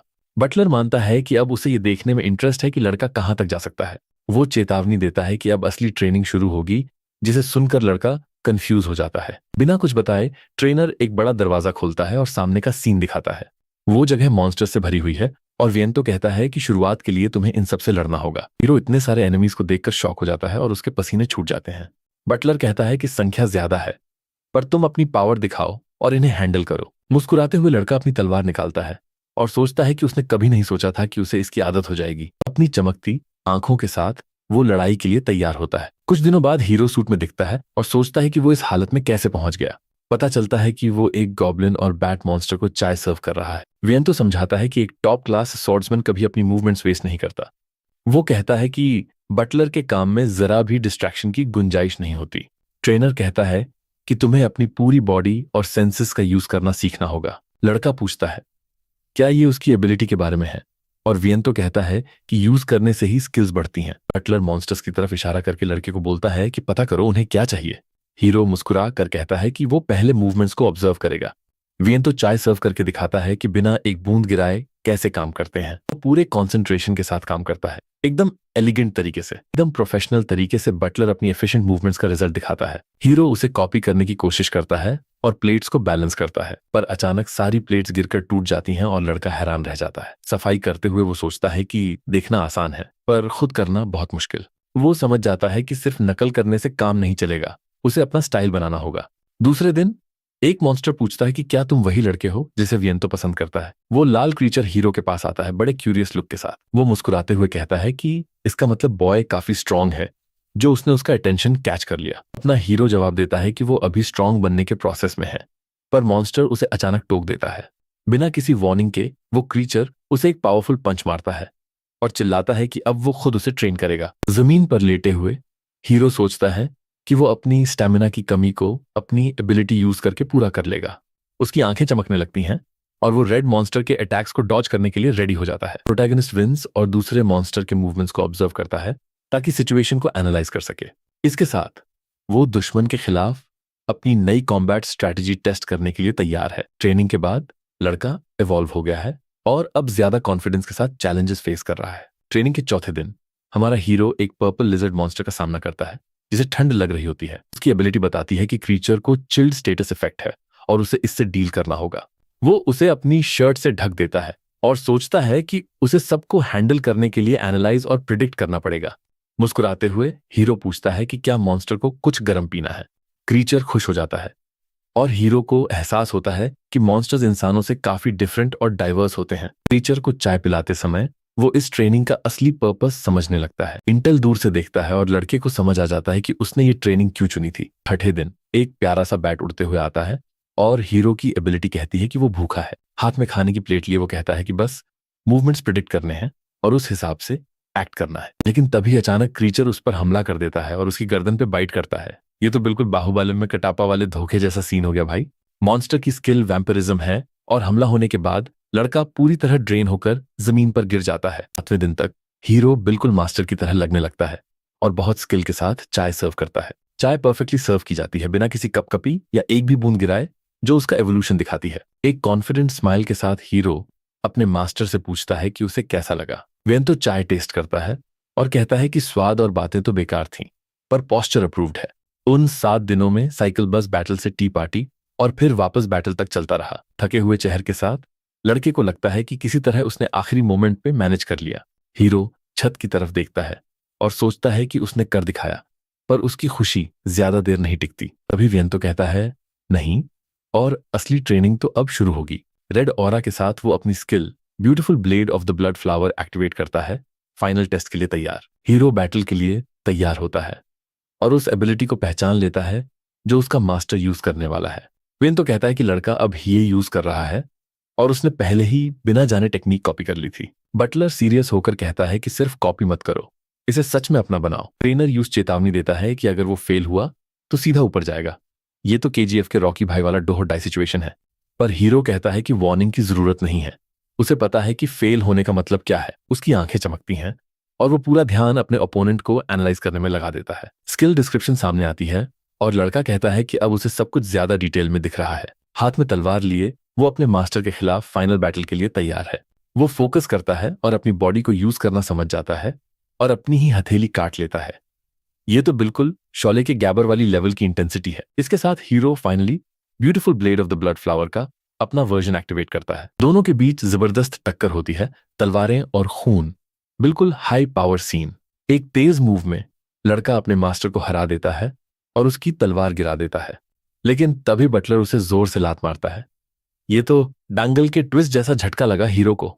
जमीन पर पड़े हुए वियंतल अफसोस करता है कि वो जीत के बस एक कदम दूर था। फर्श पर खून जमा हो जाता है और लड़का सोचता है कि वो अभी भी अपने दोस्त को बचा नहीं पाया। खून से सने हाथों के साथ वो अपने मास्टर पर चिल्लाता है कि वो उसकी लिमिट्स खुद डिसाइड ना करे। बिना डरे लड़का खून में अपना हाथ डालता है ताकि टेक्निक फिर से ट्राई कर सके। तभी एक नई स्किल स्क्रीन आती है और वो अपनी स्किल को और भी ज्यादा पावर के साथ एक्टिवेट करता है। वियन तो ये देखकर हैरान है कि लड़के ने टेक्निक को रीमॉडल करके अपना स्टाइल बना लिया है। वो चिल्लाता है कि क्या बटलर को लगा था कि एक बार हारने से वो हार मान लेगा। हीरो चिल्लाता है कि ये बैटल ऑफ क्वांटिटी है और पूरी जान लगा के विंड पर अटैक करता है। रोशनी के एक धमाके के साथ लड़का दुश्मन पर अपना सबसे पावरफुल अटैक लॉन्च करता है। वो चिल्लाकर पूछता है कि बटलर को उसकी नई बैटल एबिलिटी कैसी लगी, पर वियनो हाथ से तलवार रोक लेता है और उसे शाबाशी देते हुए उसके नाम यूकी से बुलाता है। थके होने के बावजूद हीरो पूछता है कि ट्रेनर को उसका अटैक कैसा लगा। मास्टर कहता है कि वो ये टेक्निक लगातार यूज नहीं कर सकता और यूकी भी मान जाता है। कांपते हुए हीरो मान लेता है कि वो अपनी लिमिट पर पहुंच चुका है और अब नहीं लड़ सकता। लड़का गिरने लगता है पर वियना उसे जमीन पर गिरने से पहले ही थाम लेता है। बटलर उसे ले जाते हुए कहता है कि अभी बहुत कुछ सिखाना बाकी है। तभी फर्श पर एक फोन वाइब्रेट होता है। स्क्रीन पर साकी का मैसेज है कि उसे वो डंजन मिल गया है जिसकी तलाश थी। कहीं और लड़की कुछ पेपर्स देख रही है और सोच रही है कि क्या उसका दोस्त अकेला ठीक रहेगा। वो एक ऑफिस में है और परेशान है। भले ही ये एक जॉइंट ऑपरेशन है, डॉक्यूमेंट से पता चलता है कि मिशन एक बी रैंक डंजन को एक्सप्लोर करने का है।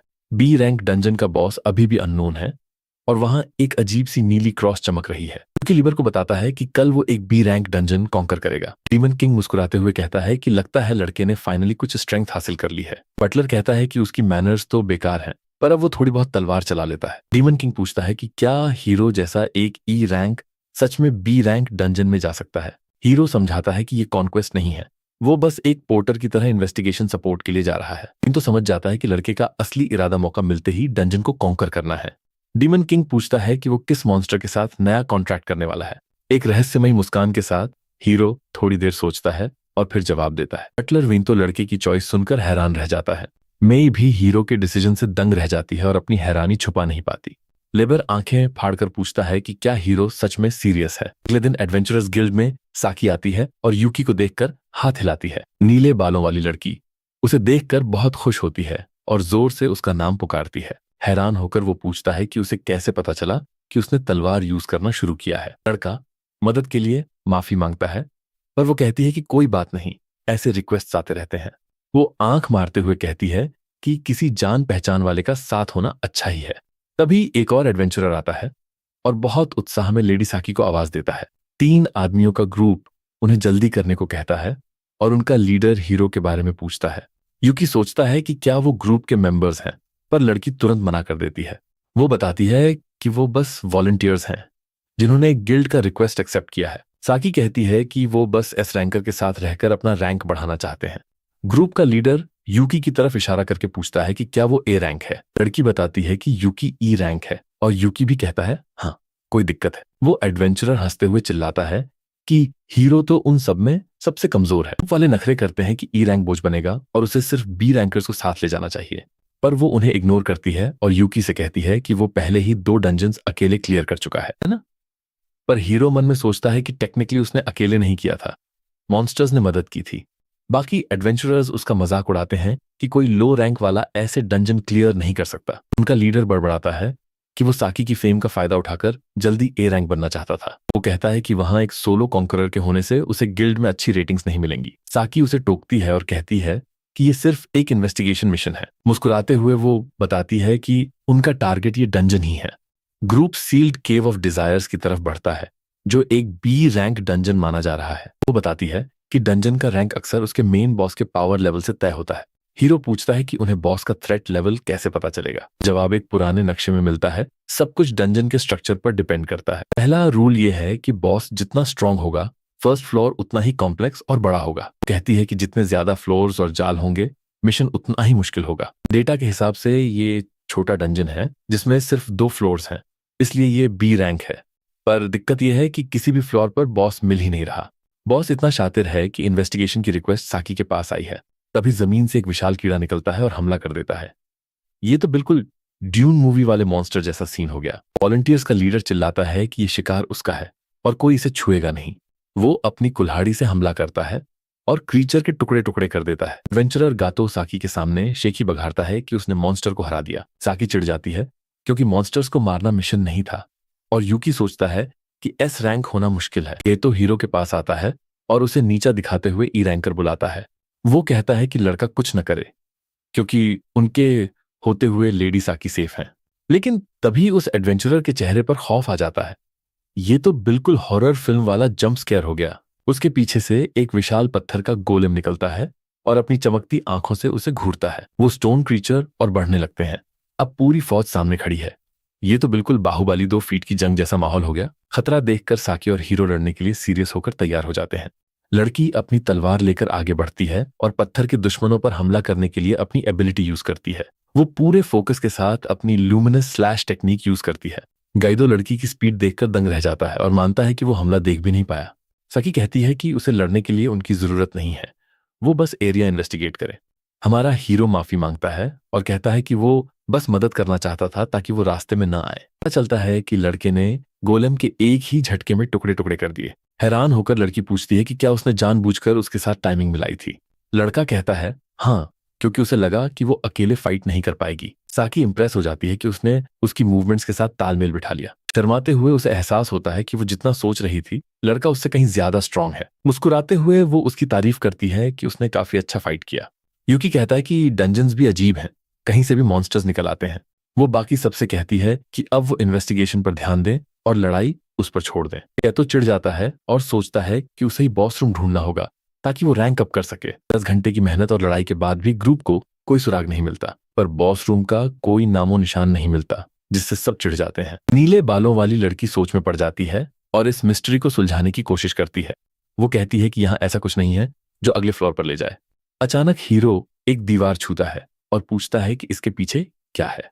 गातो फिर उसका मजाक उड़ाता है कि उसे डंजन्स के बारे में कुछ नहीं पता। वो समझाता है कि डंजन एक ऑल्टरनेट डायमेंशन है जो माना से बना है, ये कोई असली गुफा नहीं है। दीवार पर लात मारते हुए वो कहता है कि भले ही ये गुफा जैसी दिखे पर चीजें अलग हैं। वो चेतावनी देता है कि अगर उसने दीवार खोदी तो माना की चोट लगेगी। चमकती आंखों के साथ लड़का कहता है कि उसके लिए चीजें वैसी नहीं लग रही जैसी वो बता रहा है। गीदो कंफ्यूज हो जाता है और पूछता है कि लड़के का क्या मतलब है। अपनी एबिलिटी से वो बताता है कि दीवार और गुफा उसी चीज से बनी है जिससे गोलेम्स बने हैं। एनालिसिस दिखाता है कि ये क्ले गोलेम है जिससे सब चौंक जाते हैं। साकी सब समझ जाती है और सबको हटने को कहती है। एक जोरदार वार से वो दीवार तोड़ देती है और एक सीक्रेट रास्ता निकल आता है। इस खोज से हैरान होकर वो सबको अंदर चलने को कहती है। ग्रुप उस धूल भरे रास्ते से आगे बढ़ता है। हीरो बड़े ध्यान से देखता है कि दूसरी तरफ क्या है। सब दंग रह जाते हैं ये देखकर कि एक विशाल गोलेम छोटे गोलेम से बना है। ये तो बिल्कुल ट्रांसफॉर्मर्स वाले डेवस्टेटर जैसा सीन है भाई। गातो डर के मारे पूछता है कि ये चीज क्या है। ताकि बताती है कि वो अब तक डंजन के अंदर थे ही नहीं। ये तो इंसेप्शन वाला दिमाग घुमाने वाला ट्विस्ट हो गया। दरअसल वो एक विशाल गोलेम के अंदर थे जो डंजन होने का नाटक कर रहा था। एडवेंचरर चिल्लाता है कि कोई मॉन्स्टर ऐसा क्यों करेगा। लड़की जवाब देती है कि ये गिल्ड को धोखा देने के लिए किया गया था। हीरो समझ जाता है कि ये असली फर्स्ट फ्लोर है और इसका रैंक बहुत ज्यादा है। ये जगह इतनी बड़ी है कि ऐसा लगता है जैसे वो बाहर हो। साकी कहती है कि ये डंजन पक्का ए रैंक है और एस रैंक के करीब है। दोनों एक दूसरे को देखते हैं, खतरे को लेकर परेशान। वो गिल्ड को इन्फो देने के लिए कम्युनिकेटर उठाती है। मैसेज में बताया जाता है कि ये बी रैंक नहीं बल्कि ए रैंक डंजन है। पहले फ्लोर पर सिर्फ गोलेम्स थे जो एडवेंचरर्स को बेवकूफ बना रहे थे। साकी को हवा में तैरता हुआ एक किला दिखता है जिसे देखकर सब हैरान रह जाते हैं। गातो पूछता है कि क्या गोलेम हिलेगा। वो कहती है कि वो माना बचाने के लिए शांत है। वो पूछता है कि मॉन्स्टर का काम क्या था। लड़की कहती है कि कॉन्क्वेस्ट रोकना। वो कहती है कि मॉन्स्टर्स इतने इंटेलिजेंट हैं कि इतना आगे का सोच सकते हैं। गैतो उन्हें सिर्फ जानवर समझता है, पर वो समझाती है कि ये फ्रंट लाइंस हैं। यूकी को लिबर के मॉन्स्टर्स याद आते हैं और वो सोचता है कि उनके पास भी दिमाग है। वो कहता है कि उनमें से कुछ के पास फीलिंग्स भी होती हैं। साकी भी मानती है कि मॉन्स्टर्स सिर्फ जंगली जानवर नहीं है। साकी कहती है कि ये अच्छा हुआ जो हमने इसे एस रैंक बनने से पहले ही ढूंढ लिया। इसके साथ वो कहती है कि इन्वेस्टिगेशन खत्म, अब कॉन्क्वेस्ट शुरू होगा। वो बाकी सबको वापस जाकर गिल्ड को रिपोर्ट करने को कहती है, पर हीरो मना कर देता है और अपनी दोस्त के साथ लड़ने का फैसला करता है। एडवेंचरर पूछता है कि क्या वो सच में लड़ाई में साथ जा रहा है। हीरो पूरे फोकस के साथ उसकी तरफ देखता है और उसकी आंखों में उसकी इमेज दिख रही है। मुस्कुराते हुए वो पूछती है कि क्या वो श्योर है। वो कहती है कि उन सब में से वो ही इस मिशन के लिए बेस्ट चॉइस है। अचानक वो उसका कॉलर पकड़ लेती है जिससे हीरो हैरान रह जाता है। वो कहती है कि इस बार वो दोनों साथ में घर वापस जाएंगे। लड़का भी कहता है हाँ, हम पक्का साथ वापस जाएंगे। वो कसम खाता है कि अब वो किसी और को खोने नहीं देगा। लड़की उसे उठाती है और कहती है कि चलो अब चलते हैं। वो अपनी स्किल यूज करके तेजी से उड़ती है, यूकी को साथ लेकर। पीछे छूटा एडवेंचरर उस रोशनी से अंधा हो जाता है और शिकायत करता है। गुस्से में वो कहता है कि वो हार नहीं मानेगा और मिशन पूरा करेगा।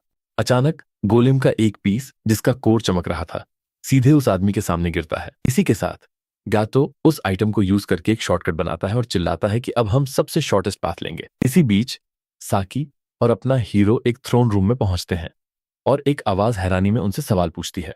एक माना एक्सप्लोजन होता है और यूकी सोचने लगता है कि क्या ये डंजन का सबसे डीपेस्ट पार्ट है। एक पिंक क्रिस्टल क्रीचर सामने आती है और अपना हीरो पूछता है कि क्या वही इस डंजन की बॉस है। वो अपना इंट्रो देती है, कारात द जूअल गोलेम, और कहती है कि वो सबसे ब्यूटीफुल डीमन लॉर्ड बनेगी। हीरो समझ जाता है कि वो चुपके से माना इकट्ठा कर रही थी और विलेनस इस बात को कंफर्म कर देती है। मुस्कुराते हुए दुश्मन कहती है कि धीरे धीरे वो वहां अपनी ब्यूटी को पॉलिश कर रही थी। तभी अचानक डंजन बॉस अपनी ability Karat's critical cutter activate करती है। भाई ये तो एकदम केजीएफ वाले स्वैग में हमला करने वाली है। वो हमला करने के लिए आगे बढ़ती है और चिल्लाती है कि हीरो उसकी बैटल पावर देखकर दंग रह जाए। लेकिन अपना लड़का डरता नहीं है और अपनी स्किल डीमंस आई एक्टिवेट करता है। विलेनस हैरान है क्योंकि अपनी टेक्निक से वो कई सारे क्लोन्स बना सकती है और एक साथ अटैक कर सकती है। हीरो को रियलाइज होता है कि वार बहुत तेज है और अगर सीधे लगा तो सीधा राम नाम सत्य हो जाएगा। लेकिन उसे वियंतो के साथ अपनी ट्रेनिंग याद आती है और वो कहता है कि ये डरावना नहीं है और अटैक ब्लॉक कर लेता है। चिढ़कर दुश्मन चिल्लाती है कि ये बेकार है क्योंकि उसकी बॉडी उन गोलेम्स से कहीं ज्यादा सख्त है जिनसे वो लड़ा था। हीरो उसकी बात मान लेता है और अपनी सॉर्ड को दोनों हाथों से मजबूती से पकड़ता है। वो कहता है कि उसे बस एक ओपनिंग बनानी है ताकि उसकी पार्टनर अटैक कर सके। उसका ध्यान भटकते ही साकी मौका देखकर अपनी लूमिनस स्लैश एबिलिटी फिर से यूज करती है। निशाना सही लगता है और विलेनस शॉक हो जाती है ये देखकर कि उस लड़की ने उसके हाथ पे स्क्रैच मार दिया। एडवेंचरर कहती है कि उसका शरीर सख्त जरूर है लेकिन पत्थर की लकीर नहीं कि टूटे ना। हीरो ये सब देखकर सोचता है कि गोलेम्स की तरह एस रैंक स्किल्स वाकई में बवाल चीज हैं। डंजन बॉस शिकायत करती है कि उसे दर्द हुआ पर उसे देखकर लग रहा है कि वो दर्द को एंजॉय कर रही है। साकी नोटिस करती है कि दुश्मन ने अपना आपा नहीं खोया है और पक्का इसके पीछे कोई गहरा राज है। हीरो उसे वार्न करता है कि ढील मत देना और अपनी पार्टनर से पूछता है कि अगला प्लान क्या है। लड़की कहती है कि वो कॉम्बो से बॉस को खत्म कर देगी। हीरो मान जाता है पर विलेनस मुस्कुरा कर कहती है कि उसे उनकी कमजोरी पता चल गई है। वो अपनी स्किल कोलोसल क्रिएशन एक्टिवेट करती है और चिल्लाती है कि उसे वीक स्पॉट मिल गया है। हीरो देखता है कि उसने बहुत माना यूज किया है पर साकी कंफ्यूज्ड है क्योंकि हॉल में तो कुछ हुआ ही नहीं। अचानक एडवेंचरर को समझ आता है कि क्या हो रहा है और वो चिल्लाती है ये नहीं हो सकता, बिल्कुल नहीं। बाहर वो विशाल गोलेम फिर से जुड़ने लगता है और गैटो चिल्लाता है कि गेट का रास्ता ब्लॉक हो गया है। बॉस वार्न करती है कि अगर उन्होंने दूसरे एडवेंचरर्स को नहीं बचाया तो सब के सब मारे जाएंगे। साकी समझ जाती है कि वो दूसरे गोलेम से मटेरियल चुरा रही है और कहती है कि सीन बहुत खराब है भाई। वो सोचती है कि अगर टाइम वेस्ट किया तो बच नहीं पाएंगे और दुश्मन से नजर हटाना मतलब मौत। हीरो अपनी पार्टनर को आवाज देता है और सीरियस होकर कहता है कि तुम जाओ और सबको बचाओ। वो कहता है कि किसी भी हाल में हम इस बला को अकेला नहीं छोड़ सकते। सॉर्ड हाथ में लेकर हीरो बड़े ही स्वैग के साथ कहता है कि वो इसे अकेले रोकेगा। मुस्कुराते हुए एडवेंचरर मान जाती है और लड़ाई की जिम्मेदारी उसके कंधों पर छोड़ देती है। वो भागते हुए अपने पार्टनर को चिल्लाकर कहती है कि मिशन के बाद बड़ी पार्टी करेंगे भाई। विलेनेस उसका मजाक उड़ाती है और पूछती है जो मुझे एक खरोच नहीं मार पाया क्या वही यहां कुर्बान होने के लिए रुकेगा। लेकिन हीरो उसे ठोकते हुए कहता है कि तू गलत है क्योंकि इसे भरोसा कहते हैं। उसे लिबर और वियंतो की याद आती है और वो कहता है कि उसके दोस्त ने भी उस पर भरोसा किया था। वो कहता है कि भले ही हमारी पोजीशंस अलग हों पर उनकी उम्मीद ही मुझे यहां खड़ा रखती है। तभी उसके चारों तरफ आग की औरा आ जाती है और वो कहता है कि उसे इस ट्रस्ट का जवाब देना ही होगा। भाई ये तो एकदम बाहुबली वाली एंट्री सीन है। डंजन बॉस हैरान होकर पूछती है कि उसके पास ऐसे मॉन्स्टर वाली पावर कहां से आई। इसी के साथ लड़का ऐलान करता है कि अब से वो एक असली मॉन्स्टर टेमर की तरह लड़ेगा। सॉर्ड लहराते हुए वो चेतावनी देता है कि ये टेक्निक उस मॉन्स्टर की है जो इस विलेनस से भी कहीं ज्यादा पावरफुल है। और सीधा पड़ता है। दुश्मन चिल्लाती है और सोचती है कि आखिर इस लड़के ने उसे काट कैसे दिया। चमकती आंखों के साथ वो कहता है कि उसने उसकी टेक्निक भांप ली थी और बिना किसी वेस्ट के उसके मूवमेंट्स यूज किए। चिढ़कर बॉस चिल्लाती है कि वो अपनी टेक्निक बदलेगी और Karat healing cut skill activate करती है। वो कहती है कि अब तू इस फॉर्म को पैरी नहीं कर पाएगा और वो उसे फंसा कर आखिर तक छलनी कर देगी। हीरो उसे चैलेंज करता है और कहता है कि ऐसी ब्लेड मुझे कभी छू भी नहीं पाएगी। विलेनेस उसका मजाक उड़ाती है कि वो कमियों से भरा है और चिल्लाती है, आखिर मैंने तुझे पकड़ ही लिया। लड़का हमला करता है पर दुश्मन उसे मार देती है और वो कहता है कि उसने जानबूझकर उसे अपना हाथ पकड़ने दिया। हीरो की इस हरकत से शॉक होकर डंजन बॉस दंग रह जाती है। उसे प्लान समझ नहीं आता। फिर वो चिल्लाता है कि वो उसकी ही हार्डनेस को यूज करेगा और उसकी बॉडी पर एक तगड़ा हमला करता है। विलेनेस को एहसास होता है कि हीरो उसे शुरू से यूज कर रहा था और वो टुकड़ों में बिखर जाती है, एकदम ठाए ठाए फिस। हाथ पर बने मार्क के साथ हीरो उसे एक असली मॉन्स्टर टेमर की ताकत दिखाता है। दुश्मन चिल्लाती है कि वो उसे अपनी प्रेशियस क्रिस्टल शेल को नुकसान पहुंचाने के लिए कभी माफ नहीं करेगी, लेकिन लड़का सीरियस होकर कहता है कि जाहिर है लड़ाई अभी खत्म नहीं हुई है। वो कहता है कि वो अपनी असली स्किल दिखाएगा और कैरेट चेंज कर्स क्लास एक्टिवेट करता है। डंजन बॉस फिर कंप्रेशन और पॉलिशिंग का यूज करके कुछ नया और पावरफुल बनाती है। वो कहती है कि वो उसे अपनी कलेक्शन का हिस्सा नहीं बनाएगी, जैसा उसने पहले के एडवेंचरर्स के साथ किया था। वो चिल्लाती है कि वो उसे तब तक पीसेगी जब तक वो रेत का एक कण न बन जाए। वो ट्रांसफॉर्म होती है और खुद को सबसे सख्त और खूबसूरत गोलेम कारा डिक्लेयर करती है। भाई, ये तो एकदम फ्रीजा वाला ट्रांसफॉर्मेशन है। एक वॉर क्राई के साथ अपना हीरो बॉस की नई फॉर्म पर हमला करने के लिए पूरी जान लगा देता है। विलेनेस सोचती है कि जैसा उसने सोचा था वो उस विशाल क्रिस्टल को ठीक से यूज नहीं कर पा रही है। मुस्कुराते हुए लड़का उसे ताना मारता है कि क्या उसमें और उसके गोलेम में टैलेंट की थोड़ी कमी है, पर दुश्मन हंसती है और कहती है कि जूल जितना बड़ा हो उतना कीमती होता है और हीरो पर हमला कर देती है। हीरो वार से बचता है और कहता है कि नहीं, असल में जरूरी चीज तो कुछ और ही है। चोट पकड़कर वो कहता है कि जरूरी ये है कि तुम जूल को कितनी खूबसूरती से काट सकते हो। इसी के साथ वो वियंतो की skill beautiful blade of the blood explosion activate करता है। भाई, क्या तगड़ा मूव है ये। उसके चेहरे पर खून के छींटे पड़ते हैं जब वो उस पावरफुल अटैक की तैयारी करता है जो उसने ट्रेनिंग में सीखा था। डंजन बॉस हैरान है और सोचती है कि एक इंसान के पास मॉन्स्टर वाली स्किल कैसे आ गई। हीरो आंखें बंद करके जवाब देता है कि असल में यही उसका फाइटिंग स्टाइल है। इसके बाद खून की ब्लेड्स की बारिश दुश्मन की तरफ एक ओवरवेलमिंग पावर के साथ बढ़ती है। विलेनेस अपनी आंखों में हमला देखती है और रियलाइज करती है कि वो बाल बाल बची है। अपना हीरो थका हुआ लग रहा है और कहता है कि उसने किसी तरह रियल बैटल में ये टेक्निक यूज कर ली, पर वो अपने हाथ को देखकर कहता है कि खून अभी भी उसके लिए बहुत भारी पड़ रहा है। लड़का मुड़कर जाने लगता है जबकि दुश्मन जमीन पर टुकड़ों में बिखर रही होती है, पर वो फिर से जुड़ जाती है और कहती है कि उसने अपनी पूरी बॉडी यूज कर ली क्योंकि उसकी स्किल बहुत पावरफुल थी। अचानक विलेनेस उसके पीछे आती है और कहती है कि लगता है इस एबिलिटी की कीमत बहुत भारी पड़ी। हीरो वार रोकता है और कहता है कि उसने पहले ही वॉर्न किया था कि वो उसके सारे मूवमेंट्स देख चुका है। वो उस पर अटैक करता है, पर दुश्मन कहती है कि लगता है हीरो भी अपनी लिमिट पर पहुंच गया है। अपनी आखिरी मेहनत से लड़का अपने खून का धमाका करता है जो उस विलेनेस को हमेशा के लिए खत्म कर देता है। ये तो एकदम एंड गेम वाला क्लाइमैक्स हो गया।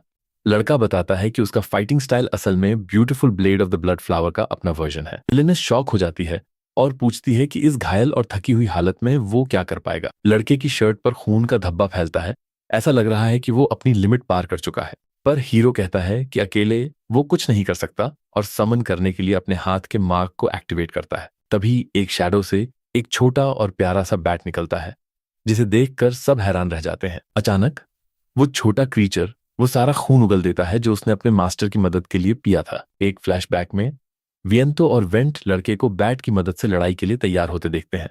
सर्वेंट मई उस बैट को पकड़कर समझाती है कि ये खून चूस कर उसे खाने की तरह यूज कर सकता है।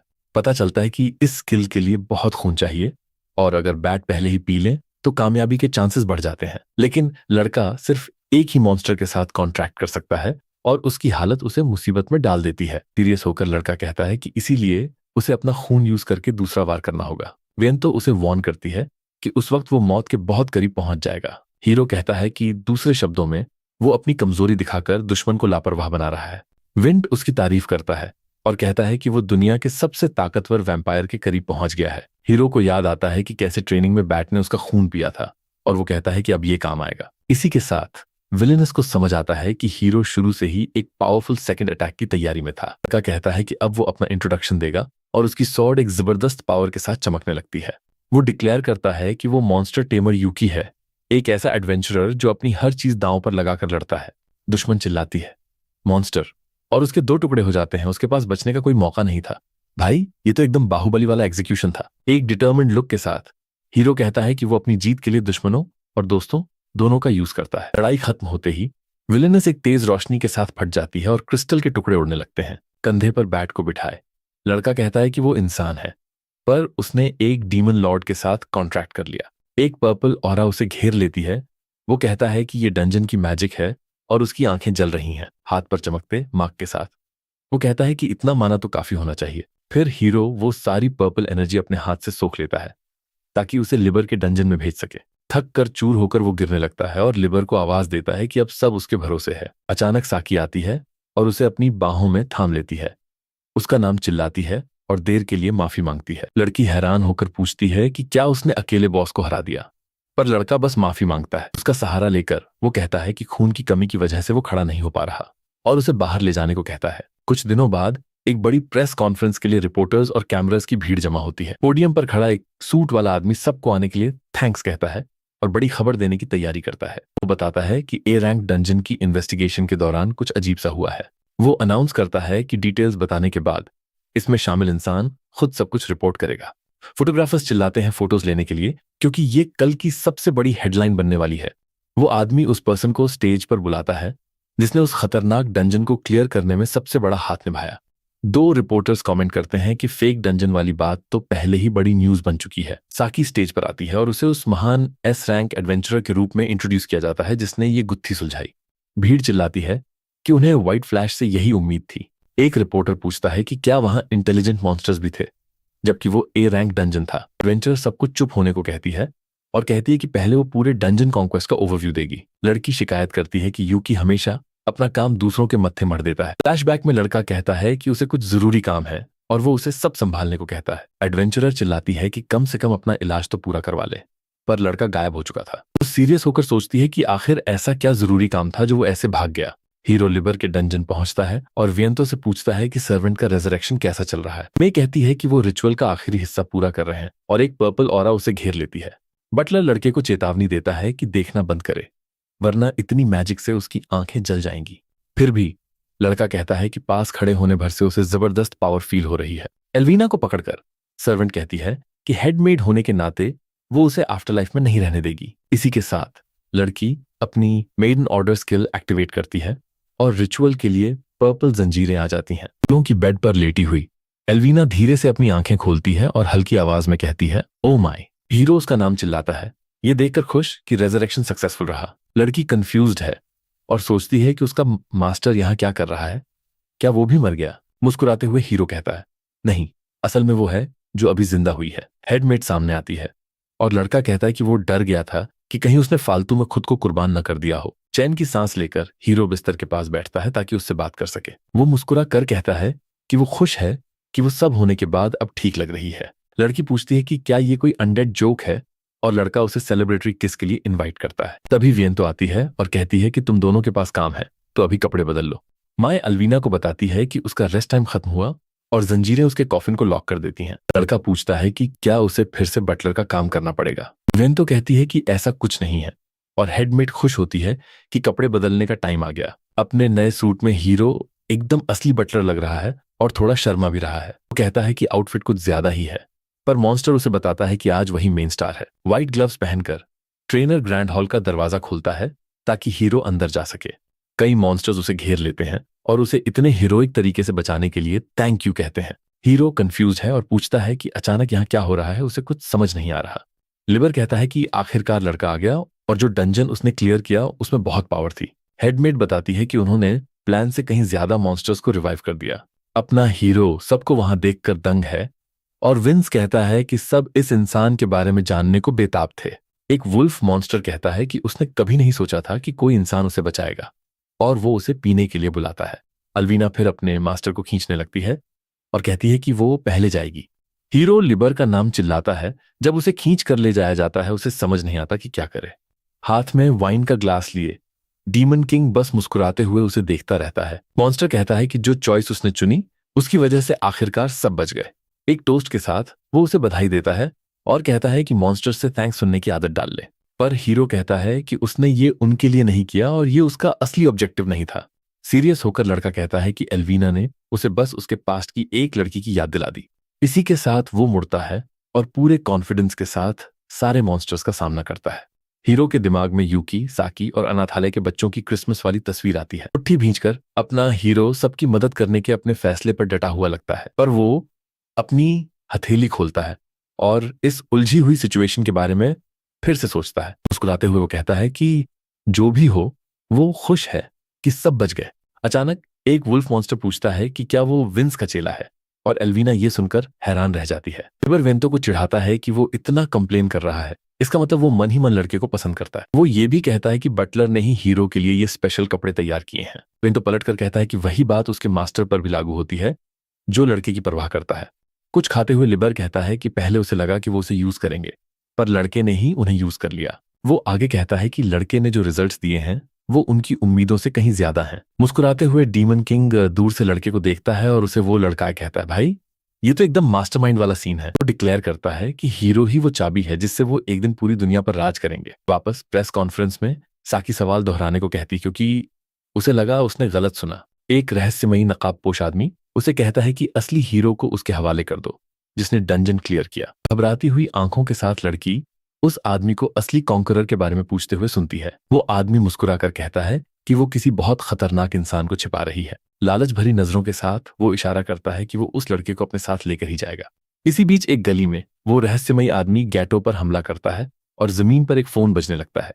स्क्रीन पर न्यूज चल रही है और गैटो चिल्लाता है कि उसे डंजन की किसी बात का पता नहीं है। गला घोंटे जाने पर एडवेंचरर बता देता है कि वो लड़का लेडी साकी के साथ आया था। आदमी शिकायत करता है कि वो एक फेलियर है और वो इन कमजोर एडवेंचरर्स से थक चुका है। डर के मारे एडवेंचरर चिल्लाता है कि उसे नाम याद आ गया, वो लड़का यूकी है। वो आदमी एक बोर्ड पर हीरो की फोटो देखता है और कहता है कि अब उसे अपना टारगेट मिल गया है। भाई अब तो असली दंगल शुरू होगा। गातो बोल रहा है कि उसका कोई इन्वॉल्वमेंट नहीं है और उसे जाने दो, पर विलन तो मानने को तैयार ही नहीं है। भाई अपनी फायरी ऑरा के साथ वो मिस्टीरियस आदमी मना कर देता है क्योंकि उसे पता है कि ये बाहर जाके पक्का लफड़ा करेगा। उसने बोला कि अपनी इस जुबान की वजह से तू मरेगा और सीधा आग लगा दी। भाई ये तो गेम ऑफ थ्रोन्स वाला लेवल का ब्रूटल सीन हो गया। पूरे एरिया में काल शब्द गूंज रहा है और आग सब कुछ खत्म कर देती है। गैटो का तो गेम ओवर हो गया भाई। कुछ दिन बाद अपना प्रोटैगनिस्ट हाथ में फूलों का बोके लिए पार्क में एकदम चिल होकर टहल रहा है। उसे लग रहा है कि इतने सारे इंसानों के बीच रहना जैसे बहुत सालों बाद हो रहा हो। लड़के ने सोचा कि ट्रेनिंग और डंजन कॉन्क्वेस्ट से ब्रेक लेते हैं और मॉन्स्टर्स के बारे में बिल्कुल नहीं सोचेंगे। मुस्कुराते हुए वो कहता है कि आज वो अपने सारे खास दोस्तों से मिलने जाएगा और फिर वो सीधा ग्रेट कोलैप्स के मेमोरियल पर पहुंच जाता है। ये वही जगह है जहां सालों पहले वो डंजन वाली ट्रेजेडी हुई थी। ये जगह उन लोगों की याद में बनाई गई है जिन्होंने उस भयानक डिजास्टर में अपनी जान गंवा दी थी। तभी उसे अपने ऑर्फनेज के लोगों की याद आती है और वो सोचता है कि बताने के लिए कितनी सारी बातें जमा हो गई हैं। वो मुस्कुराते हुए अपनी पूरी जर्नी के बारे में सोचता है, कैसे वो एडवेंचरर बना और शॉर्ट ट्रेनिंग की। उसकी आंखों में एक अलग फोकस है, जैसे वो किसी के आने का इंतजार कर रहा हो। तभी उसे महसूस होता है कि वहां कोई है। वो पीछे मुड़ता है ये सोचकर कि शायद साकी होगी, लेकिन वहां तो वो मिस्टीरियस हुडेड आदमी खड़ा था।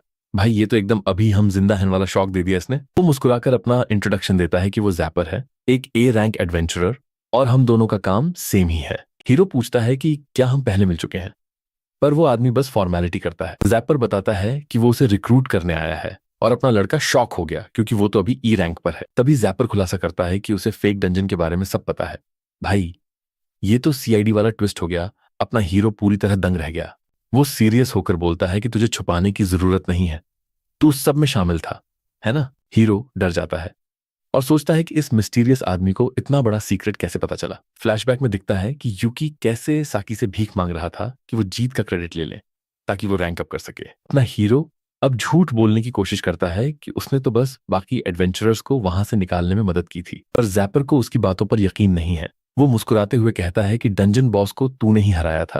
वो आगे कहता है कि उस व्हाइट फ्लैश ने कुछ ही सेकंड्स में गोलेम की धज्जियां उड़ा दी थीं। जैपर समझ जाता है कि इस लड़के के पास ए रैंक बॉसेस को हराने वाली स्किल्स हैं और हीरो को लगता है कि ये आदमी बहुत ज्यादा जान चुका है। जैपर उसे सुनने को कहता है और बोलता है कि मुझे समझ नहीं आ रहा कि तू इतना छुप क्यों रहा है। वो समझाता है कि डंजन क्लियर करना कोई मामूली काम नहीं है और कमजोर लोगों को साथ रखने से कोई फायदा नहीं होता। वो हुडेड आदमी कहता है कि अगर असली पैसा कमाना है तो तुम्हारे पास तगड़े वेपन्स होने चाहिए। वो पूरे कॉन्फिडेंस के साथ कहता है कि तुम्हें असल में सबसे बेस्ट वेपन्स की जरूरत है। प्रोटैगनिस्ट अपनी तरफ इशारा करके पूछता है कि क्या तुम्हारा मतलब मुझसे है। जैपर बोलता है कि भले ही तू कितना भी एक्सपर्ट हो, अकेले डंजन क्लियर करने की एक लिमिट होती है। पर वो समझाता है कि ग्रुप में सीन अलग होता है, भले ही रिवॉर्ड थोड़ा कम मिले। बदले में वो कहता है कि तू और भी कई जगहों पर जा पाएगा और रेयर आइटम्स हासिल करेगा। ये बोलकर वो पास आता है और हीरो को इनवाइट करता है कि साथ मिलकर खूब पैसा छापते हैं। लड़का उसे थैंक्स बोलता है कि उसने उसे इतना काबिल समझा, पर उसके मन में कुछ और ही चल रहा है। वो मुस्कुराकर मना कर देता है और कहता है कि उसका मकसद डंजन से पैसा कमाना नहीं है। हुडेड आदमी को इस मनाही से कोई फर्क नहीं पड़ा। वो कहता है कि वैसे भी मेरी बातें लोगों को जल्दी समझ नहीं आती। फिर वो बोलता है कि वैसे भी मैं तुझे धक्के से ही ले जाने वाला था। भाई, ये तो सीधा केजीएफ वाला जबरदस्ती वाला सीन हो गया। तभी एक लाल मैजिक सर्कल चमकता है और वो आदमी बोलता है कि अब असली ताकत दिखाने का वक्त है। प्रोटैगनिस्ट उस आदमी की हरकत देखकर हैरान रह जाता है और अटैक से बचने की कोशिश करता है। जैपर अपनी कॉल फायर हैमर एबिलिटी का यूज करता है और लड़के की तरफ एक आग का गोला फेंकता है।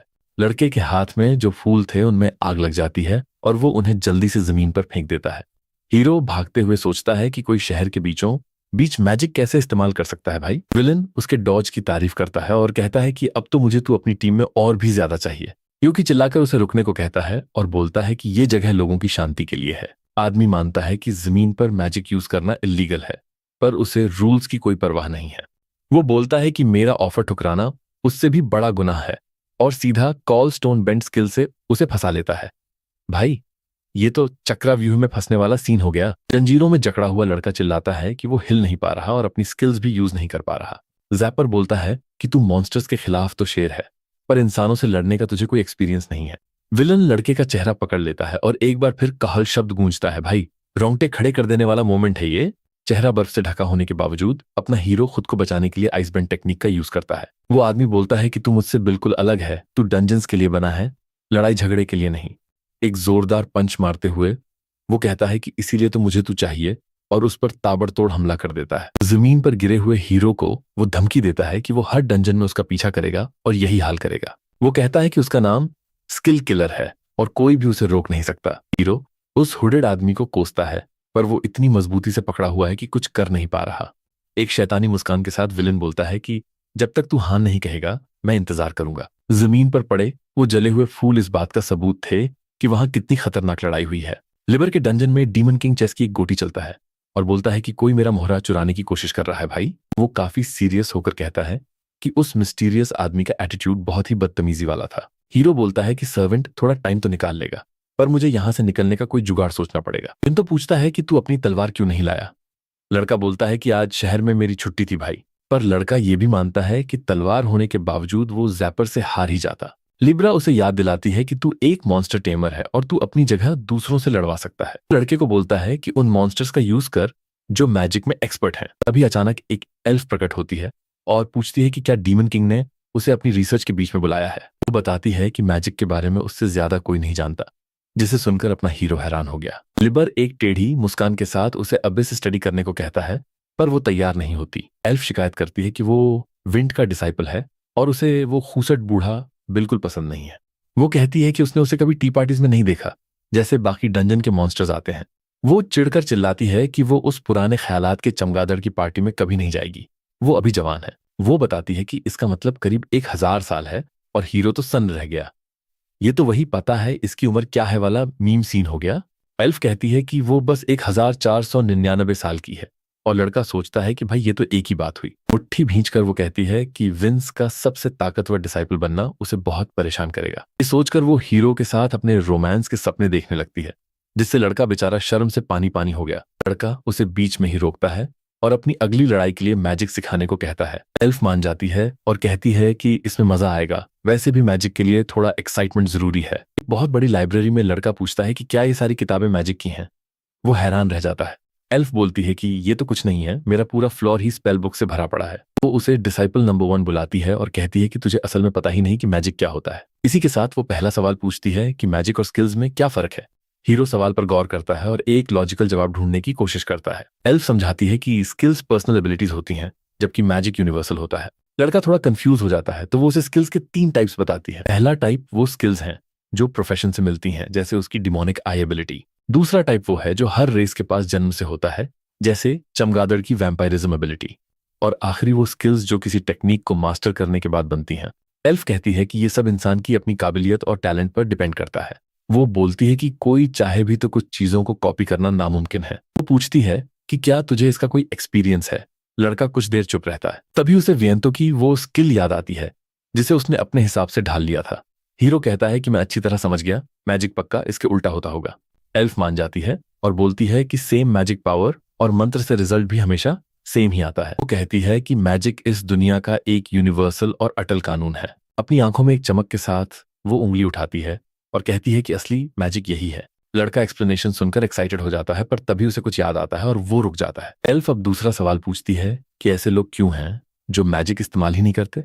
लड़का पूछता है कि क्या इसकी शर्तें बहुत मुश्किल हैं, जैसे कि बहुत ज्यादा माना लगता होगा। एल्फ बोलती है कि जवाब सिंपल है, मैजिक यूज करना बहुत ही ज्यादा मुश्किल काम है। हीरो पूछता है कि क्या ये मैजिक पावर को कंट्रोल करने की बात है, पर वो मना कर देती है। वो समझाती है कि असली मैजिक के लिए एक पूरी किताब जितना लंबा मंत्र बोलना पड़ता है। लड़के को जैपर का वो अटैक याद आता है जिसमें उसने बहुत छोटा मंत्र पढ़ा था।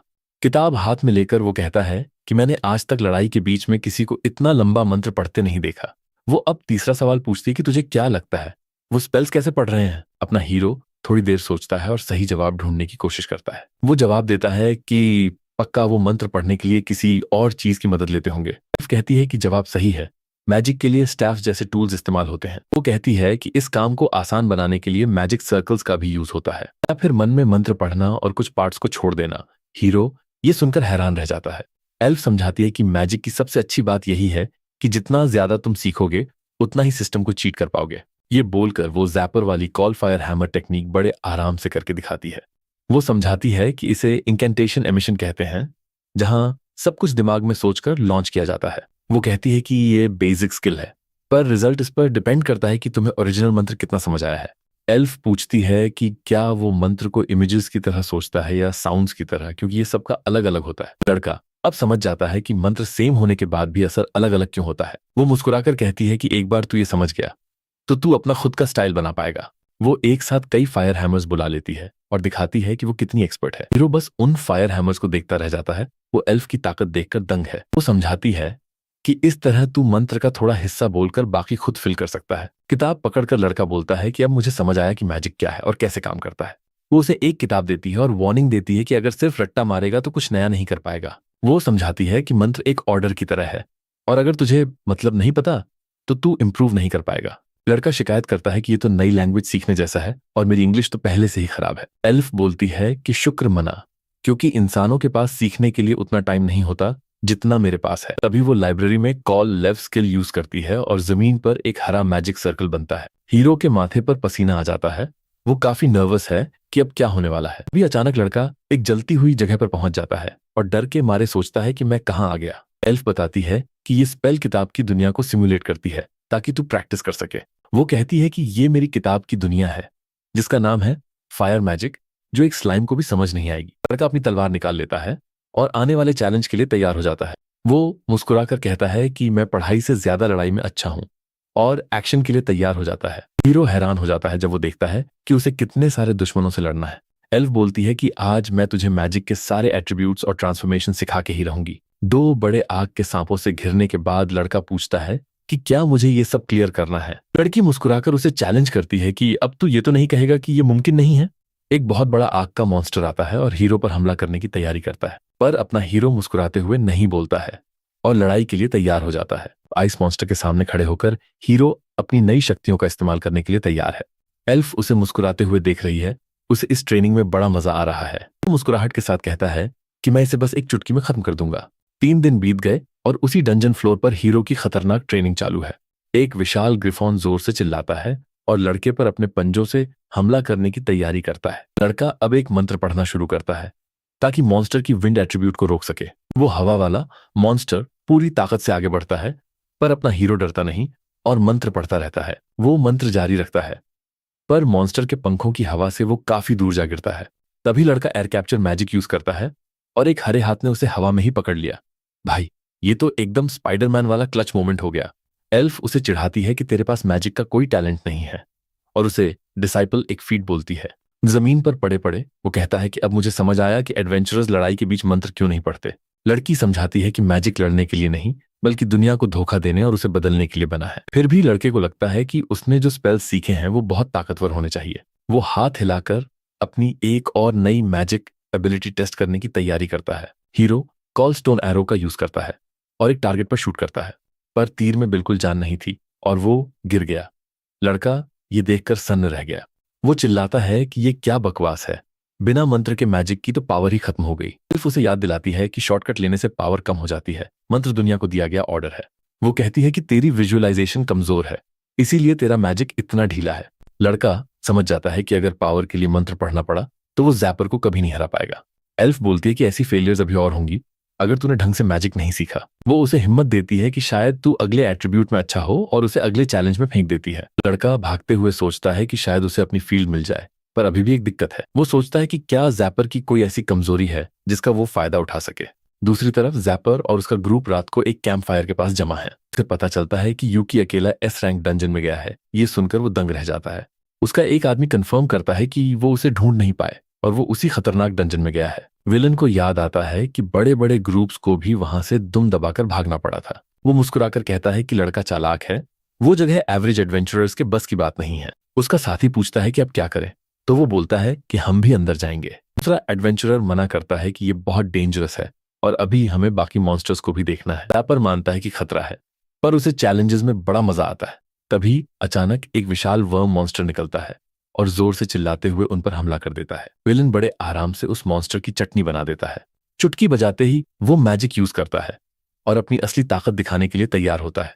मॉन्स्टर्स की लाशों के ऊपर से निकलते हुए वो कहता है कि मैं ऐसे फालतू सामान के लिए इंतजार नहीं कर सकता। उसका एक साथी दंग होकर कहता है कि इसकी मंत्र छोड़ने वाली टेक्निक तो कमाल है भाई। हीरो को लगता है कि वो जैपर के मैजिक के खिलाफ रिएक्ट ही नहीं कर पाएगा। इतने में एक और मॉन्स्टर हमला करता है और उनमें से एक डर के मारे चिल्लाने लगता है, पर एक साथ कई स्पेल्स छोड़ता है और दिखाता है कि वो हर एलिमेंट का मास्टर है। भाई ये तो सीधा डॉक्टर स्ट्रेंज वाला मोमेंट हो गया। जैपर का साथी उसे देखकर सोचता है कि भाई ये होती है एक ए रैंक मेज की असली पावर।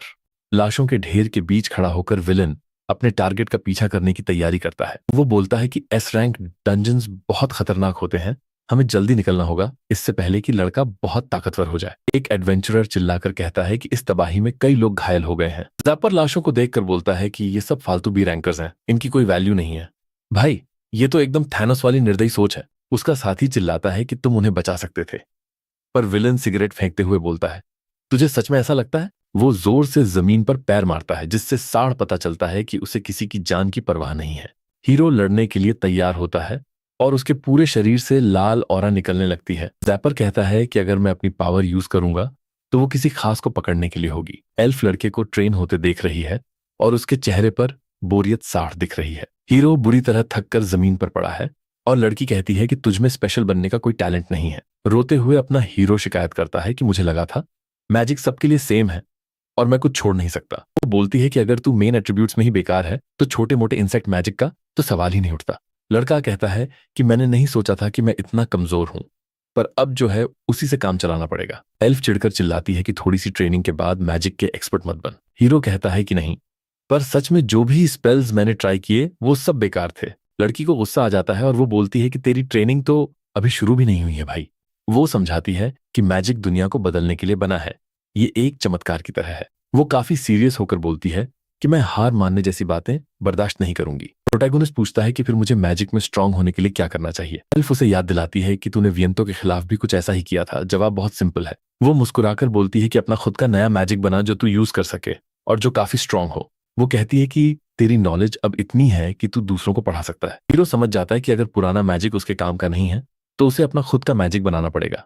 एल्फ आंख मारते हुए कहती है कि बिल्कुल सही पकड़े हो। लड़का सोचता है कि सिर्फ एहसास से दुनिया को बदलना आखिर मुमकिन कैसे है। लड़की बोलती है कि लड़ाई के लिए प्रैक्टिकल फॉर्मेट सबसे बेस्ट है और लड़का पूछता है कि वो क्या है। अचानक उसकी आंखें चमकती हैं और वो कॉल मैजिक का यूज करके कुछ अजीब महसूस करती है। उसकी वाटर विजन एक्टिवेट हो जाती है और वो देख सकती है कि बाहर क्या चल रहा है। डंजन के एक फ्लोर पर जैपर अपनी फायर वेव से हीरो को ढूंढ रहा है। मुस्कुराते हुए वो सोचता है कि लड़का कहाँ छुपा है और पानी की बूंदों से उसे ट्रैक करता है। विलन यूकी का नाम चिल्लाता है और विंड सर्च से अपने टारगेट को ढूंढ निकालता है। हीरो विजन में उस आदमी को देखकर घबरा जाता है और सोचता है कि ये डंजन में क्या कर रहा है। एल्फ कहती है कि लगता है इसने तेरा पीछा किया है और ये हमारी ट्रेनिंग के लिए एकदम परफेक्ट है। एडवेंचरर्स का एक ग्रुप मैजिक सर्कल में दिखता है और प्रोटैगनिस्ट को कुछ याद आता है। चिल्लाता है कि ये तो बिल्कुल पिछले बार जैसा सीन है। तभी वो टेलीपोर्ट हो जाता है और समझ जाता है कि ये सच में टेलीपोर्टेशन मैजिक था। भाई ये तो इंटरस्टेलर जैसा टेलीपोर्टेशन हो गया। लड़के को एहसास होता है कि वो किसी अनजानी जगह पर है और विलन भी वहां आ धमकता है। एल्फ बोलती है कि इस सिचुएशन को मैजिक से हैंडल कर, हर बार की तरह समन्स का यूज मत करना। वो समझाती है कि मंत्र पढ़ने के बजाय सीधा माना को एहसास से कंट्रोल कर। जैपर बोलता है कि जैसा मैंने सोचा था तू अपनी पावर छुपा रहा था। भाई ये तो डॉन वाला ट्विस्ट दे दिया इसने। मुस्कुराते हुए विलन फिर से पूछता है कि क्या तू मेरी टीम ज्वाइन करेगा।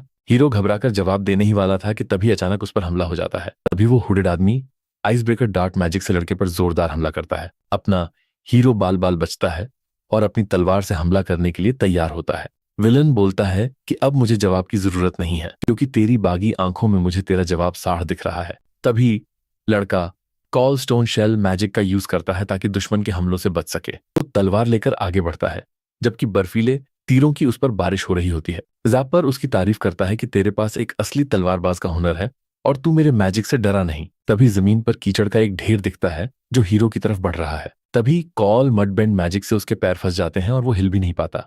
भाई, ये तो एकदम अभिमन्यु की तरह चारों तरफ से घिरने वाला सीन हो गया।